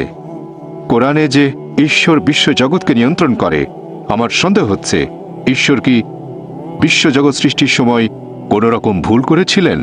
আর আমার মতে পবিত্র বাইবেল আর কোরআনের এই কথাগুলো আধুনিক বিজ্ঞানের বিরুদ্ধে। একটু ব্যাখ্যা করেন ভাই, আপনার নামটা বলবেন, আর কোরআনের ব্যাপারে যেটা বললেন আমি ঠিক মতো শুনতে পাইনি। প্রথমে আপনার নাম, আর কোরআন যে কথাটা বলছে যে সূর্য, কোরআনের সূরা নম্বর 6 6 নম্বর সূরা কি সূর্য প্রদক্ষিণ করে? আপনি বললেন 21-22 অধ্যায় 21 আয়াত 22 অধ্যায় নম্বর 21 আয়াত 22 যে সূর্য প্রদক্ষিণ করে। না, সম্ভবত এটা 6 নম্বর সূরাতে। আচ্ছা, তবে 21 নম্বর অধ্যায়ের 22 নম্বর আয়াত বলছে ঈশ্বর বিশ্বজগৎ নিয়ন্ত্রণ করেন। হ্যাঁ, আপনার মতে এটা বিজ্ঞানের বিপক্ষে যায়। হ্যাঁ, ভাই, আপনি প্রশ্ন করলেন, বললেন যে খ্রিস্টানদের বাইবেল পড়েছেন আর বাইবেলের কয়েকটা অনুচ্ছেদ উল্লেখ করলেন। এরপর কোরআনের ব্যাপারে রেফারেন্সটা আপনি বলেননি। বললেন বাইবেলে আছে ঈশ্বর প্রথম দিনে সৃষ্টি করলেন দিবস এবং রাত্রি। আপনি যেটা বলেছেন সেটা আছে বাইবেলের প্রথম বইতে, বুক অফ জেনেসিস অধ্যায় 1 অনুচ্ছেদ 3। হ্যাঁ, বলা হয়েছে সর্বশক্তিমান ঈশ্বর দিবস এবং রাত্রি সৃষ্টি করেছেন একেবারে প্রথম দিনে। এরপর আপনারা আরো দেখবেন জেনেসিস অধ্যায় 1 অনুচ্ছেদ নাম্বার 13 থেকে 19 বলা হয়েছে যে ঈশ্বর সূর্য সৃষ্টি করেছেন চতুর্থ দিনে। আমি রেফারেন্সগুলো বলছি। এটা কি বিজ্ঞানের বিপক্ষে যায় না? আমি আপনার সঙ্গে একমত, এটা বিজ্ঞানের বিরুদ্ধে। আমি একটা ডিবেট করেছিলাম ডক্টর উইলিয়াম ক্যাম্বেলের সাথে আমেরিকায়। ডক্টর উইলিয়াম ক্যাম্বেল একজন মিশনারি আর মেডিকেল ডাক্তার, কোরআনের বিরুদ্ধে বই লিখে ডক্টরেট ডিগ্রি পেয়েছেন। আর সেই ডিবেটের topic Quran, Bible and modern science. সেখানে আমি এই প্রশ্নটা করেছিলাম, তিনি উত্তর দিতে পারেননি। তাই আমি একমত যে বাইবেলের বেশ কিছু সমস্যা আছে। এবার প্রশ্নের দ্বিতীয় অংশ, যে পবিত্র কোরআন বলছে সর্বশক্তিমান ঈশ্বর এই মহাবিশ্বকে নিয়ন্ত্রণ করেন। বাইবেলের ব্যাপারে বললে আমিও মানব যে বাইবেল প্রতিষ্ঠিত বৈজ্ঞানিক সত্যের বিরুদ্ধে। আপনি প্রশ্ন করলেন পবিত্র কোরআন বলছে আল্লাহ তাআলা এই মহাবিশ্বকে নিয়ন্ত্রণ করেন, সূর্য প্রদক্ষিণ করে, এটা আপনি বলেননি। সূর্য প্রদক্ষিণ করে। আমি এরকমই শুনেছিলাম, সেজন্য প্রশ্নটা আবার বলতে বলেছি। আপনি বলছেন না কেন? আমি শুনেছিলাম। আপনি এখানে রেফারেন্স দিলেন অধ্যায় 21 আয়াত 22, রেফারেন্সটা ভুল। সঠিকটা হচ্ছে, স্যার হ্যাঁ আমি এক বলছি মিনিট। সঠিকটা সূরা আম্বিয়া অধ্যায় 21 আয়াত 33, আয়াত নাম্বার 22 না, আয়াত 33। এই যে কোরআন, আমি কথা বলছি মেমোরি থেকে, তবে আমি কম্পিউটার নই। না স্যার, আপনি আবার প্রশ্ন করবেন? আমি উত্তরটা বলছি ভাই, আমার কথা শেষ হওয়ার পরে আপনি যত খুশি প্রশ্ন করতে পারেন, কোনো সমস্যা নেই। আপনি প্রশ্ন করেছেন, আমাকে উত্তরটা দিতে দেন। উত্তর শেষ হওয়ার পরে আমাকে আপনি আরো 20টা প্রশ্ন করবেন। যখন প্রশ্ন করেছিলেন আমি মনোযোগ দিয়ে শুনেছিলাম। এখন আমার উত্তরটা শোনেন, আর উত্তরের শেষে আপনি যত খুশি প্রশ্ন করতে পারেন। আপনাকে অনেক সময় দেবো, যদি চেয়ারম্যান রাজি না হন তাহলে অনুরোধ করবো আরেকটু সময় দিতে। আপনি খুশি মনে এখানে এসেছেন, আমরাও খুশি এখানে আপনি এসেছেন। আপনি বললেন পবিত্র কোরআন বলছে সূরা আম্বিয়া অধ্যায় 21 আয়াত নাম্বার 22 আসলে 33 যে সূর্য প্রদক্ষিণ করে। এটা পবিত্র কোরআনে আছে, সূরা আম্বিয়া অধ্যায় 21 আয়াত 33 বলা হয়েছে হুয়াল্লাযী খালাকাল লাইলা ওয়ান নাহারা আল্লাহ তাআলা সৃষ্টি করেছেন দিন এবং রাত, ওয়াশ-শামসা ওয়াল কামার সূর্য এবং চন্দ্র। কুল্লুন ফি ফালাকি ইয়াসবাহুন। প্রত্যেকে নিজস্ব গতিতে নিজকে চারপাশে বিচরণ করছে। আর তাসলিমা নাসরিনও এই ভুলটার কথা উল্লেখ করেছিল। আপনারা চেনেন, নাম শুনেছেন? বাংলাদেশের সে বলেছিল একটা বই যদি বিশ্বাস করে সূর্য পৃথিবী চারপাশে ঘোরে তাহলে আমরা কিভাবে উন্নতি করব, মানে কোরআনের কথা বদলাতে হবে। নাউজুবিল্লাহ। আসলে তাকে দৃষ্টিভঙ্গি বদলে সঠিকভাবে কোরআন পড়তে হবে। পবিত্র কোরআন বলছে হুয়াল্লাযী খালাকাল লাইলা ওয়ান নাহারা আল্লাহ তাআলা সৃষ্টি করেছেন রাত এবং দিন, ওয়াশ-শামসা ওয়াল কামার সূর্য এবং চন্দ্র। কুল্লুন ফি ফালাকি ইয়াসবাহুন। প্রত্যেকে নিজ গতিতে নিজ কক্ষপথে বিচরণ করছে। কোরআনের কোথাও বলা হয়নি যে সূর্য পৃথিবীর চারপাশে প্রদক্ষিণ করছে, কোথাও বলা হয়নি এটা। পবিত্র কোরআন এখানে বলছে সূর্য এবং চাঁদ প্রদক্ষিণ করে আবর্তিত হয়, কোথাও বলা হয়নি পৃথিবীর চারপাশে। এই আয়াতে পৃথিবীর শব্দটা কোথাও নেই। বলা হয়েছে হুয়াল্লাযী খালাকাল লাইলা ওয়ান নাহারা আল্লাহ তাআলা সৃষ্টি করেছেন রাত এবং দিন, ওয়াশ-শামসা ওয়াল কামার সূর্য এবং চন্দ্র। কুল্লুন ফি ফালাকি ইয়াসবাহুন। প্রত্যেকে নিজ কক্ষপথে বিচরণ করছে। আমি স্কুলে থাকতে পড়েছিলাম যে সূর্য প্রদক্ষিণ করে, নিজ অক্ষের চারপাশে প্রদক্ষিণ করে না। সূর্য মহাবিশ্বে প্রদক্ষিণ করে, পুরো সৌরজগৎ প্রদক্ষিণ করে। আমি স্কুল পাস করেছি 1982 সালে। স্কুলে পড়েছিলাম সূর্য নিজের চারপাশে আবর্তন করে না। কিন্তু কোরআনের আয়াত বলছে, এখানে আরবি শব্দ ইয়াসবাহুন, এর মূল আরবি শব্দ সাবাহা, যেটা দিয়ে চলন্ত কোনো কিছুর গতিকে বোঝানো হয়।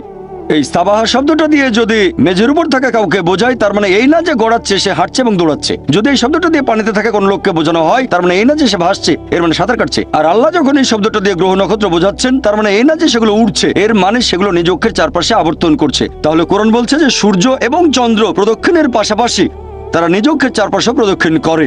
যখন কোরআন পড়লাম তখন ভাবলাম যে স্কুল বইয়ে ভুল পড়েছি আমরা, সূর্য আবর্তিত হয় না।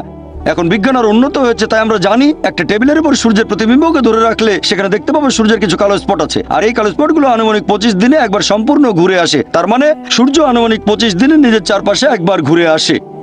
তাহলে স্কুলে যা শিখেছিলাম 1982 সালে, এখনকার বিজ্ঞান বলছে তা ভুল। কোরআন এই কথাটা কিন্তু 20 বছর আগে বলেনি, বলেছে 1400 বছর আগে। আমি স্কুলে যা পড়েছিলাম 20 বছর আগে,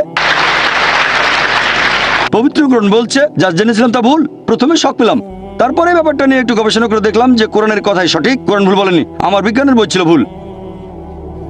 আর আমি জানি না এতে তসলিমা নাসরিন পৃথিবী শব্দটা কোথায় পেল। সে কি আরবি জানে, ইংরেজিতে কথা বলতে পারে? ইংরেজি অনুবাদেও পৃথিবী শব্দটা নেই। সে মনে করেছে কোরআন বলছে সূর্য প্রদক্ষিণ করে, তার মানে পৃথিবীর চারপাশে প্রদক্ষিণ, এটা তার অনুমান। তাহলে তার অনুমানটা ভুল। আলহামদুলিল্লাহ কোরআন ভুল বলেনি।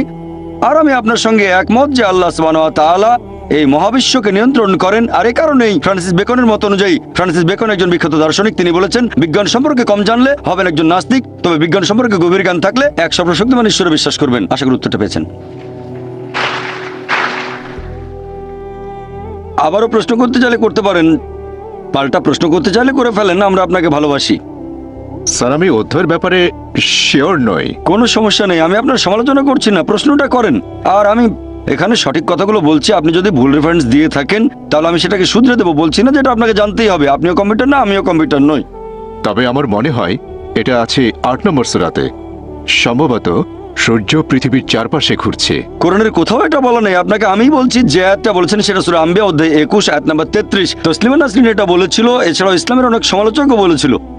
অধ্যায় 8 মানে সূরা আনফালের কোথাও বলা হয়নি যে সূর্য ঘুরছে, কোনো আয়াতেই বলছে না সূর্য ঘুরছে। এর কাছাকাছি যে আয়াতটা পাবেন, যদি আরবি না জানেন তাহলে কোরআনের অনুবাদ পড়েন, এটা সূরা আম্বিয়া। আপনার রেফারেন্সটা ছিল কাছাকাছি, মাত্র 11টা আয়াতের পার্থক্য।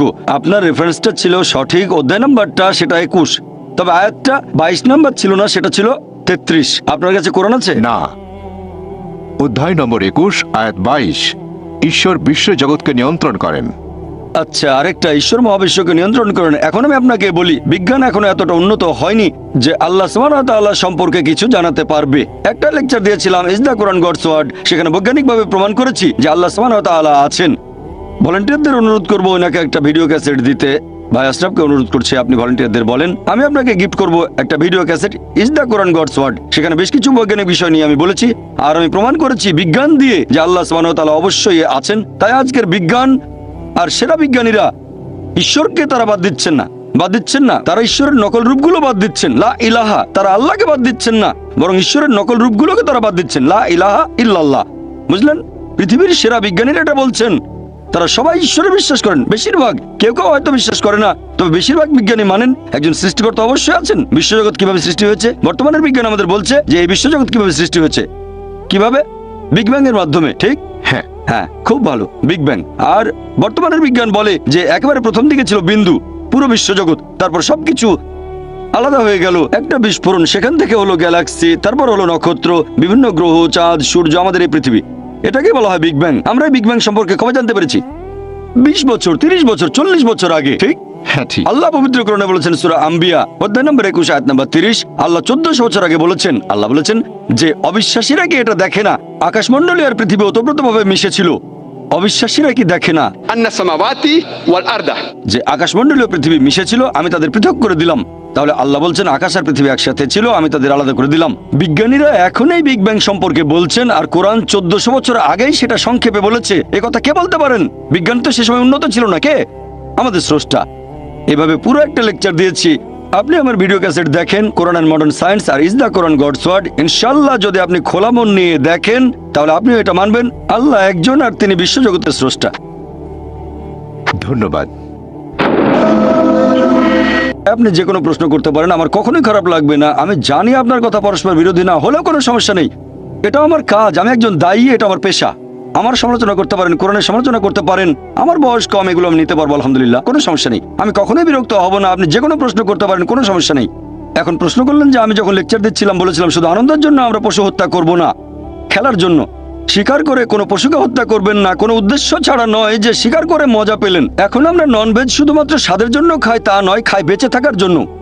যদি বলেন পশু পাখির মাংস খাবেন না, তাহলে তো শাকসবজিও খাবেন না, তখন খাবো কিভাবে, বাঁচবো কিভাবে, আমরা বাঁচবো কিভাবে? তাহলে একটু পরিষ্কার করি, যেটা আবশ্যিক আমি সেটার কথা বলছি না, কিন্তু ধরেন একটি পশুর মাংস সুস্বাদু আর শুধুমাত্র আমার ভালো লাগার জন্যই পশুটাকে হত্যা করছি, হয়তো খিদে লেগেছে, এটা কি পাপ হবে? যদি খাবার জন্য হয়, স্বাদ ভালো হলে কোনো সমস্যা নেই, আপনাকে তো খেতে হবে। খাবার না খেলে বাঁচতে পারবেন না, খাবার না খেলে টিকে থাকতে পারবেন না। তাই ঈশ্বর বলেছেন, এটা আছে মনুস্মৃতিতে অধ্যায় 5 অনুচ্ছেদ নম্বর 30, কিছু প্রাণীকে সৃষ্টি করা হচ্ছে খাদক হিসেবে আর কিছুকে আমি খাদ্য। মনুস্মৃতির ব্যাপারে জানতে চাচ্ছি না, আমি তো পড়েছি। তবে আমি এটা জানতে আগ্রহী না। আমি জানতে চাচ্ছি আপনার মতামত কি? আমার এটা কি সঠিক মতামত- না ভুল? শুধুমাত্র খেতে সুস্বাদু বলে কোনো পশু হত্যা সঠিক কিনা? প্রাণী হত্যা করা মোটেও অপরাধ হবে না যদি করে থাকেন খাবারের জন্য। অনেক অনেক ধন্যবাদ। কেন? কারণ কোরআন অনুমতি দিয়েছে সূরা মাইদা অধ্যায় 5 আয়াত 1। মনুস্মৃতিও বলছে, আপনি হয়তো জানতে চান না কিন্তু অন্যদের জন্য বলছি, মনুস্মৃতির এই কথাটা আমি বিশ্বাস করি কিন্তু অন্য কথাগুলো বিশ্বাস করি না। তবে মনুস্মৃতির এই অনুচ্ছেদটা বিশ্বাস করি, অধ্যায় 5 অনুচ্ছেদ 30, সর্বশক্তিমান ঈশ্বর কিছু প্রাণীকে বানিয়েছেন খাদক আর কিছুকে খাদ্য। তাহলে যদি খাওয়ার উপযোগী কোনো প্রাণীর মাংস খান সেটা পাপ হবে না। একইভাবে পবিত্রকরণ বলছে কিছু প্রাণীকে সৃষ্টি করা হয়েছে খাবার জন্য। তবে হ্যাঁ, যদি নিষিদ্ধ কোনো প্রাণীর মাংস খান তাহলে সেটা পাপ হবে। তাহলে সেই গবাদি পশু, ভেড়া, গরু ইত্যাদি যেগুলো খাওয়ার অনুমতি আছে পবিত্র কোরআনে, সে প্রাণীর মাংস যদি খান সেটা সুস্বাদু হলেও কোনো সমস্যা নেই। কিছু মানুষ তো সুস্বাদু ভেজিটেবল খেতে চায়, কেউ খায় বেগুন, কেউ হয়তো খায় ফুলকপি, কোনো সমস্যা নেই। যদি আপনার কথা মেনে নেই তাহলে তো কিছুই খাওয়া যাবে না। হয় আমাদের গাছপালা হত্যা করতে হবে, না তো প্রাণী হত্যা। তো খাওয়ার সময় যদি ভালো খাবার খান, খাবার নষ্ট না করেন, খাবার নষ্ট করা ঠিক না, খাবার নষ্ট করা এটা ভালো না। যদি হত্যা করেন খাওয়ার জন্য, বেঁচে থাকার জন্য, সেটা সুস্বাদু হলেও সমস্যা নেই, অনুমতি আছে। পবিত্র কোরআনে কথা বলছে সূরা মাইদা অধ্যায় 5 আয়াত 1, সূরা নাহল অধ্যায় 16 আয়াত 5, এছাড়াও সূরা মুমিনুন অধ্যায় 23 আয়াত 21। আশা করি উত্তরটা পেয়েছেন। এবারের প্রশ্ন পুরুষদের মধ্য থেকে। তবে 50 বছর আগে বা কয়েকশো বছর আগে আমার মনে হয় না পুরো পৃথিবী জুড়ে ইসলাম প্রচারিত হয়েছিল। ঠিক, আপনি বললেন ঈশ্বরের সাথে অন্য কাউকে শরীক করা হলো সবচেয়ে বড় পাপ। তবে একজন লোক হয়তো পৃথিবীর এক প্রান্তে জন্মেছে, সে হয়তো মানে দেবতা শিব অথবা বিষ্ণুকে অথবা যীশু খ্রিস্টকে, সে তখন মনে করে যে এটা ঈশ্বর। এখন সেও কি কোনো পাপ করছে? ভাই খুব সুন্দর প্রশ্ন করেছেন যে পৃথিবী তো অনেক বড়, ইসলাম এসেছে মাত্র 1400 বছর আগে আপনার মতে, আর মানুষ হয়তো ইসলাম সম্পর্কে জানতো না। কারো কাছে ঈশ্বর ছিল শিব, কারো কাছে ব্রহ্মা। এখানে সমস্যা কোথায়? কেউ মানে যীশু খ্রিস্ট হলেন ঈশ্বর, সমস্যা কোথায়? আমি কম্পারেটিভ রিলিজিয়নের একজন ছাত্র, পবিত্র কোরআন বলছে এটা ঠিক না, এমনকি হিন্দু ধর্মগ্রন্থ বলছে, খ্রিস্টানদের ধর্মগ্রন্থ, যীশু ঈশ্বরকে নয় প্রসঙ্গে বলেছি, খ্রিস্টানদের ধর্মগ্রন্থ বলছে এটা ঠিক না। তাহলে খ্রিস্টানরা উপাসনা করে কেন? আগামীকাল কেউ আপনাকে ঈশ্বর বলবে অথবা আমাকে ঈশ্বর বলবে, সেটা কি মেনে নেব? আসলে যেটা ভুল সেটা তো ভুলই। এখন ব্রহ্মা সম্পর্কে বলি, ঈশ্বরকে যদি ব্রহ্মা বলেন অথবা শিব হলেন ঈশ্বর, আপনারা খেয়াল করলে দেখবেন এই কথাগুলো আছে ঋগ্বেদে। ঋগ্বেদ গ্রন্থ নম্বর 2 অনুচ্ছেদ 1 পরিচ্ছেদ 3, সর্বশক্তিমান ঈশ্বরকে 33টি আলাদা নামে ডাকা হয়েছে শুধুমাত্র ঋগ্বেদে গ্রন্থ 2 অনুচ্ছেদ 1। তার একটা হচ্ছে ব্রহ্মা। ব্রহ্মা অর্থ সৃষ্টিকর্তা। সৃষ্টিকর্তার আরবি করলে হবে খালিক। আমাদের মুসলিমদের কোনো আপত্তি থাকবে না যদি কেউ বলে সর্বশক্তিমান ঈশ্বর খালিক, সৃষ্টিকর্তা বা ব্রহ্মা। কিন্তু কেউ যদি বলে ব্রহ্মা হলেন সর্বশক্তিমান ঈশ্বর যার 4টা মাথা, প্রত্যেক মাথায় একটা মুকুট, আমরা মুসলিমরা এই কথায় প্রবল আপত্তি জানাবো। এছাড়াও আপনি যাচ্ছেন যজুর্বেদের বিরুদ্ধে। অধ্যায় 32 অনুচ্ছেদ 3 বলা হয়েছে न तस्य प्रतिमा अस्ति। মহান ঈশ্বরের কোনো প্রতিমূর্তি নেই। বিষ্ণুর ব্যাপারও এক। বিষ্ণু মানে পালনকর্তা। এই পালনকর্তা বা রক্ষাকর্তা শব্দটাকে যদি আরবি করেন সেটা হবে রব। আমাদের মুসলিমদের কোনো আপত্তি নেই যদি কেউ সর্বশক্তিমান ঈশ্বরকে বলে রব বা পালনকর্তা বা রক্ষাকারী বা বিষ্ণু। কিন্তু যদি কেউ বলে বিষ্ণু হলেন সেই ঈশ্বর যিনি সাপ দিয়ে তৈরি আসনে করে ঘুরে বেড়ান, 4টা হাত আছে, একটা হাতে চক্র, বাম হাতে শাঁখ, গরুর নামে একটা পাখির পিঠে চড়ে বেড়ান, আমরা মুসলিমরা প্রবল আপত্তি জানাবো। এছাড়াও আপনি যাচ্ছেন শ্বেতাসূত্র উপনিষদের বিরুদ্ধে। অধ্যায় নম্বর 4 অনুচ্ছেদ 19 বলা হয়েছে न तस्य प्रतिमा अस्ति। ঈশ্বরের কোনো প্রতিমূর্তি নেই। তাহলে ভাই যদি কিছু মানুষ ভুল জিনিস মেনে চলে, এমন ব্রহ্মাকে মানে যার কোনো প্রতিমূর্তি নেই, আর তার সাথে যদি কাউকে শরিক না করে, কোনো সমস্যা নেই। আপনার প্রশ্ন নিয়ে বলি যে মানুষ হয়তো ইসলামের কথা জানে না। আমার লেকচার আগেও বলেছি যে ইসলাম কোনো নতুন ধর্ম নয় যেটা এসেছে 1400 বছর আগে। ইসলাম আছে সভ্যতার পূর্বলগ্ন থেকে। আর যীশু খ্রিস্ট নিজেও প্রচার করেছেন ইসলাম। যিশু বলেছেন আমার ইচ্ছা নয়, গসপেল অফ জন অধ্যায় 5 অনুচ্ছেদ 30, আমার ইচ্ছা নয় পিতার ইচ্ছা পূরণ করি। যদি কেউ বলে আমার ইচ্ছা নয় সর্বশক্তিমান ঈশ্বরের ইচ্ছা, সে মুসলিম। তাহলে যীশু খ্রিস্ট বা ইসলাম ছিলেন একজন মুসলিম। ঈশ্বরের কাছে আত্মসমর্পণ ছাড়া কিছুই প্রচার করেননি। এই কথাগুলো আরবি করলে হবে ইসলাম। আদম আলাইহিসসালাম আল্লাহর কাছে আত্মসমর্পণ বাদে আর কিছুই প্রচার করেননি। নূহ নবী আল্লাহর কাছে আত্মসমর্পণ বাদে কিছুই প্রচার করেননি। মুসা নবী আল্লাহর কাছে আত্মসমর্পণ বাদে কিছুই প্রচার করেননি। যীশু খ্রিস্ট আল্লাহর কাছে আত্মসমর্পণ বাদে কিছুই প্রচার করেননি। সবাই শান্তিতে থাকুন, কথাটার আরবি করলে হবে ইসলাম। মুহাম্মদ সাল্লাল্লাহু আলাইহি ওয়াসাল্লাম হলেন সর্বশেষ ও চূড়ান্ত নবী। তিনি শুধুমাত্র মুসলিম বা আরবদের জন্য আসেননি। আল্লাহ পবিত্র কোরআনে বলেছেন সূরা আম্বিয়া অধ্যায় 21 আয়াত নম্বর 107, وما أرسلناك إلا رحمة للعالمين। আমি তো তোমাকে প্রেরণ করছি কেবল মানুষ জাতির প্রতি রহমত হিসেবে, পৃথিবীর সব মানুষের প্রতি রহমত হিসেবে, সকল সৃষ্টির প্রতি রহমত হিসেবে, পুরো বিশ্বজগতের প্রতি রহমত হিসেবে। সেজন্য এটা প্রত্যেক মুসলিমের দায়িত্ব। আমার লেকচারের শেষে পবিত্র কোরআনের একটা আয়াত বলেছিলাম, সূরা আলে ইমরান অধ্যায় 3 আয়াত 110 বলা হয়েছে, প্রত্যেক মুসলিমের দায়িত্ব হচ্ছে ইসলামের বাণী প্রচার করা অন্যদের কাছে। আর আল্লাহ পবিত্র কোরআনে বলেছেন সূরা ফুসিলাত অধ্যায় 41 আয়াত নম্বর 53, আল্লাহ বলেছেন سنريهم آياتنا في الآفاق وفي أنفسهم حتى يتبين أنه الحق। তাদের জন্য আমার নিদর্শনগুলো ব্যক্ত করব দিগন্ত রেখার সবচেয়ে দূরবর্তী এলাকায় এবং তাদের নিজেদের মধ্যে, যতক্ষণ তাদের কাছে স্পষ্ট না হয় এটাই সত্য। পৃথিবীতে কিছু মানুষ হয়তো থাকে অনেক দূরে কোনো জায়গায়, আর তারা ইসলামের কথা শুনেনি আপনার মত অনুযায়ী। আল্লাহ বলেছেন যে তিনি তার সত্যের বাণী পৌঁছে দেবেন প্রত্যেক মানুষের অন্তরে দিগন্ত রেখা নিদর্শন দিয়ে তাদের নিজেদের মধ্যে। তাহলে আমাদের স্রষ্টা আল্লাহ সুবহানাহু ওয়া তাআলা নিজেই এই বাণী পৌঁছে দেবেন, স্রষ্টার কাছে আত্মসমর্পণের বাণী পৌঁছে দেবেন। তাই আমরা দায়িত্ব পালন না করলেও বাণীগুলো ঠিকই পৌঁছে যাবে। তখন সেটা প্রত্যাখ্যান করলে আপনি ক্ষতিগ্রস্ত হবেন, যদি গ্রহণ করেন তাহলে পরীক্ষায় পাশ করবেন। আশা করি উত্তরটা পেয়েছেন। এবারের প্রশ্ন মহিলাদের মধ্য থেকে। আসসালামু আলাইকুম ওয়া রাহমাতুল্লাহি ওয়া বারাকাতুহু। আল্লাহ জানেন মানুষ পাপই করবে যদি তাদের আবার পৃথিবীতে পাঠানো হয় দোজখের আগুনের স্মৃতিটা মুছে দিয়ে। এখন আল্লাহ কেন পৃথিবীর সব মানুষকে দেখালেন না যে তারা পরকালে জীবনে এরকম শাস্তি পাবে? তাহলে মানুষ সবকিছু নিজের চোখে দেখে আল্লাহকে ভয় করত আর সঠিক পথে চলতো। বোন খুব সুন্দর প্রশ্ন করেছেন যে আমরা যদি পরকালের জীবনে দোজখের আগুন সত্যি সত্যি দেখতে পেতাম, সবাই তাহলে বিশ্বাস করত আর কেউ খারাপ কাজ করত না। কিন্তু আল্লাহ তাদের ফিরিয়ে নিয়ে স্মৃতি মুছে ফেলবেন না, কারণ তাহলে তারা আবার একই ভুল করবে। আল্লাহ তাদের এখানে দেখাচ্ছেন না কেন? খুব সুন্দর প্রশ্ন বোন। আল্লাহ এখানেও কিছু নিদর্শন দেখান। আল্লাহ পবিত্র কোরআনে বলেছেন দোজখের আগুন সম্পর্কে, কিন্তু অনেকে বলে আরে দোজখে কে যাবে, আগুন তো নাও থাকতে পারে। আমরা মনে করি বেহেশত আবার কোথায়, এ ব্যাপার নিয়ে পরে চিন্তা ভাবনা করবো। আরে এটা বিশ্বাস করি না, যদিও আল্লাহ বলেছেন, তবে আমরা সেটা বিশ্বাস করি না। এরপর ট্রেলার, আল্লাহ আপনাকে ট্রেলার দেখাবেন, মানে হাইলাইটস এখানেই। যেমন ধরেন এইডস, আল্লাহ পবিত্র কোরআনে বলেছেন তিনি আগে শাস্তি দিয়েছেন অনেক জাতিকে, অনেক কম বা সম্প্রদায়কে তিনি পুরোপুরি ধ্বংস করে দিয়েছিলেন কমে লুত, এছাড়া অনেক কম। এখনকার দিনে আছে এইডস, 80 দশকের শুরু, 80 প্রথম দিকে। এটা একটা শাস্তি, আল্লাহর তরফ থেকে শাস্তি। অ্যাকোয়ার্ড ইমিউন ডেফিসিয়েন্সি সিনড্রোম, এটা একটা শাস্তি। প্রথমে হোমোসেক্সুয়ালদের হলো, তারপর হেটারোসেক্সুয়ালদের হলো, যারা অবৈধ যৌনাচার করেছে। তাহলে দেখতে পাচ্ছি আল্লাহ তার নিদর্শন দেখাবেন, এই সব কিছু নিদর্শন। যেমন ধরেন বসনিয়া, এটা একটা বিপর্যয় বসনিয়ার লোকদের জন্য। দুই দিক থেকেই কিছু মানুষ অন্যায় করেছে, তারা ছিল মুসলিম। তারা কেমন ছিল? বেশিরভাগই ছিল নিয়ম না মানা মুসলিম, ইসলাম সম্পর্কে জানতো না। আল্লাহ বিপর্যয় দিয়েছেন। হয়তো কিছু মানুষ ছিল ভালো, আর আল্লাহ বলেছেন যখন তিনি শাস্তি দেন সেখানে যারা পাপ করেনি তারাও শাস্তি পেতে পারে, তাদের জন্য এটা পরীক্ষা। আল্লাহ যখন কাউকে বিপর্যয়ে ফেলেন সেখানে অনেকে হয়তো পাপী নয়, আল্লাহ পবিত্র কোরআনে বলেছেন এমনকি তারাও বিপর্যয়ে পড়তে পারে, তবে তাদের জন্য এটা পরীক্ষা। তাদের জন্য পরীক্ষা বোন। এখন পৃথিবীতে কি ঘটছে দেখেন, কি ঘটছে বসনিয়াতে, তারপর অন্যান্য দেশে দেখেন, ইরাকে কি ঘটছে, এসবই হচ্ছে পরীক্ষা। কিন্তু আমরা এখানে কি করছি? আমরা বলি এটা তো বসনিয়াতে ঘটেছে, ভারতে তো কিছু হয়নি। ঘটনা ঘটেছে গুজরাটে, মাদ্রাজে কিছুই হয়নি। এই সবই নিদর্শন বোন। আল্লাহ এভাবে ট্রেলার দেখাচ্ছেন। আর আপনারা যদি এই বইটা পড়েন, সর্বশেষ ও চূড়ান্ত আসমানি কিতাব পবিত্র কোরআন, তাহলে জানতে পারবেন তিনি আমাদের স্রষ্টা, একমাত্র তার ইবাদত করা উচিত। আর তিনি আমাদের যা দেন তাতে আমরা বলবো আলহামদুলিল্লাহ। আশা করি উত্তরটা পেয়েছেন। স্যার, আমি জানতে চাচ্ছি, আপনার নাম প্লিজ? মোহাম্মদ ইসাক। কোনো অমুসলিম আছেন মহিলাদের মধ্যে? আচ্ছা ঠিক আছে ভাই, আপনি প্রশ্ন করে যান। পৃথিবী জুড়ে বিশেষ করে মুসলিমরা শাস্তি পাচ্ছে সব জায়গায়, বসনিয়াতে, কাশ্মীরে, ইরাকেও। আপনি আপনার লেকচারে বললেন পৃথিবীতে আমরা মানুষরা শাস্তি পেতে পারি। এখন ব্যাপারটা কি এরকমও হতে পারে যে তারা পৃথিবীতে শাস্তি পাবে আবার আখিরাতেও তারা শাস্তি পেতে পারে? ভাই আপনি প্রশ্ন করলেন যে মুসলিমরা সব জায়গাতে শাস্তি পাচ্ছে, বসনিয়াতে শাস্তি পাচ্ছে, তারপর পৃথিবীর অন্যান্য দেশেও আমরা এখানে শাস্তি পাচ্ছি, আবার আখিরাতেও শাস্তি পাবো।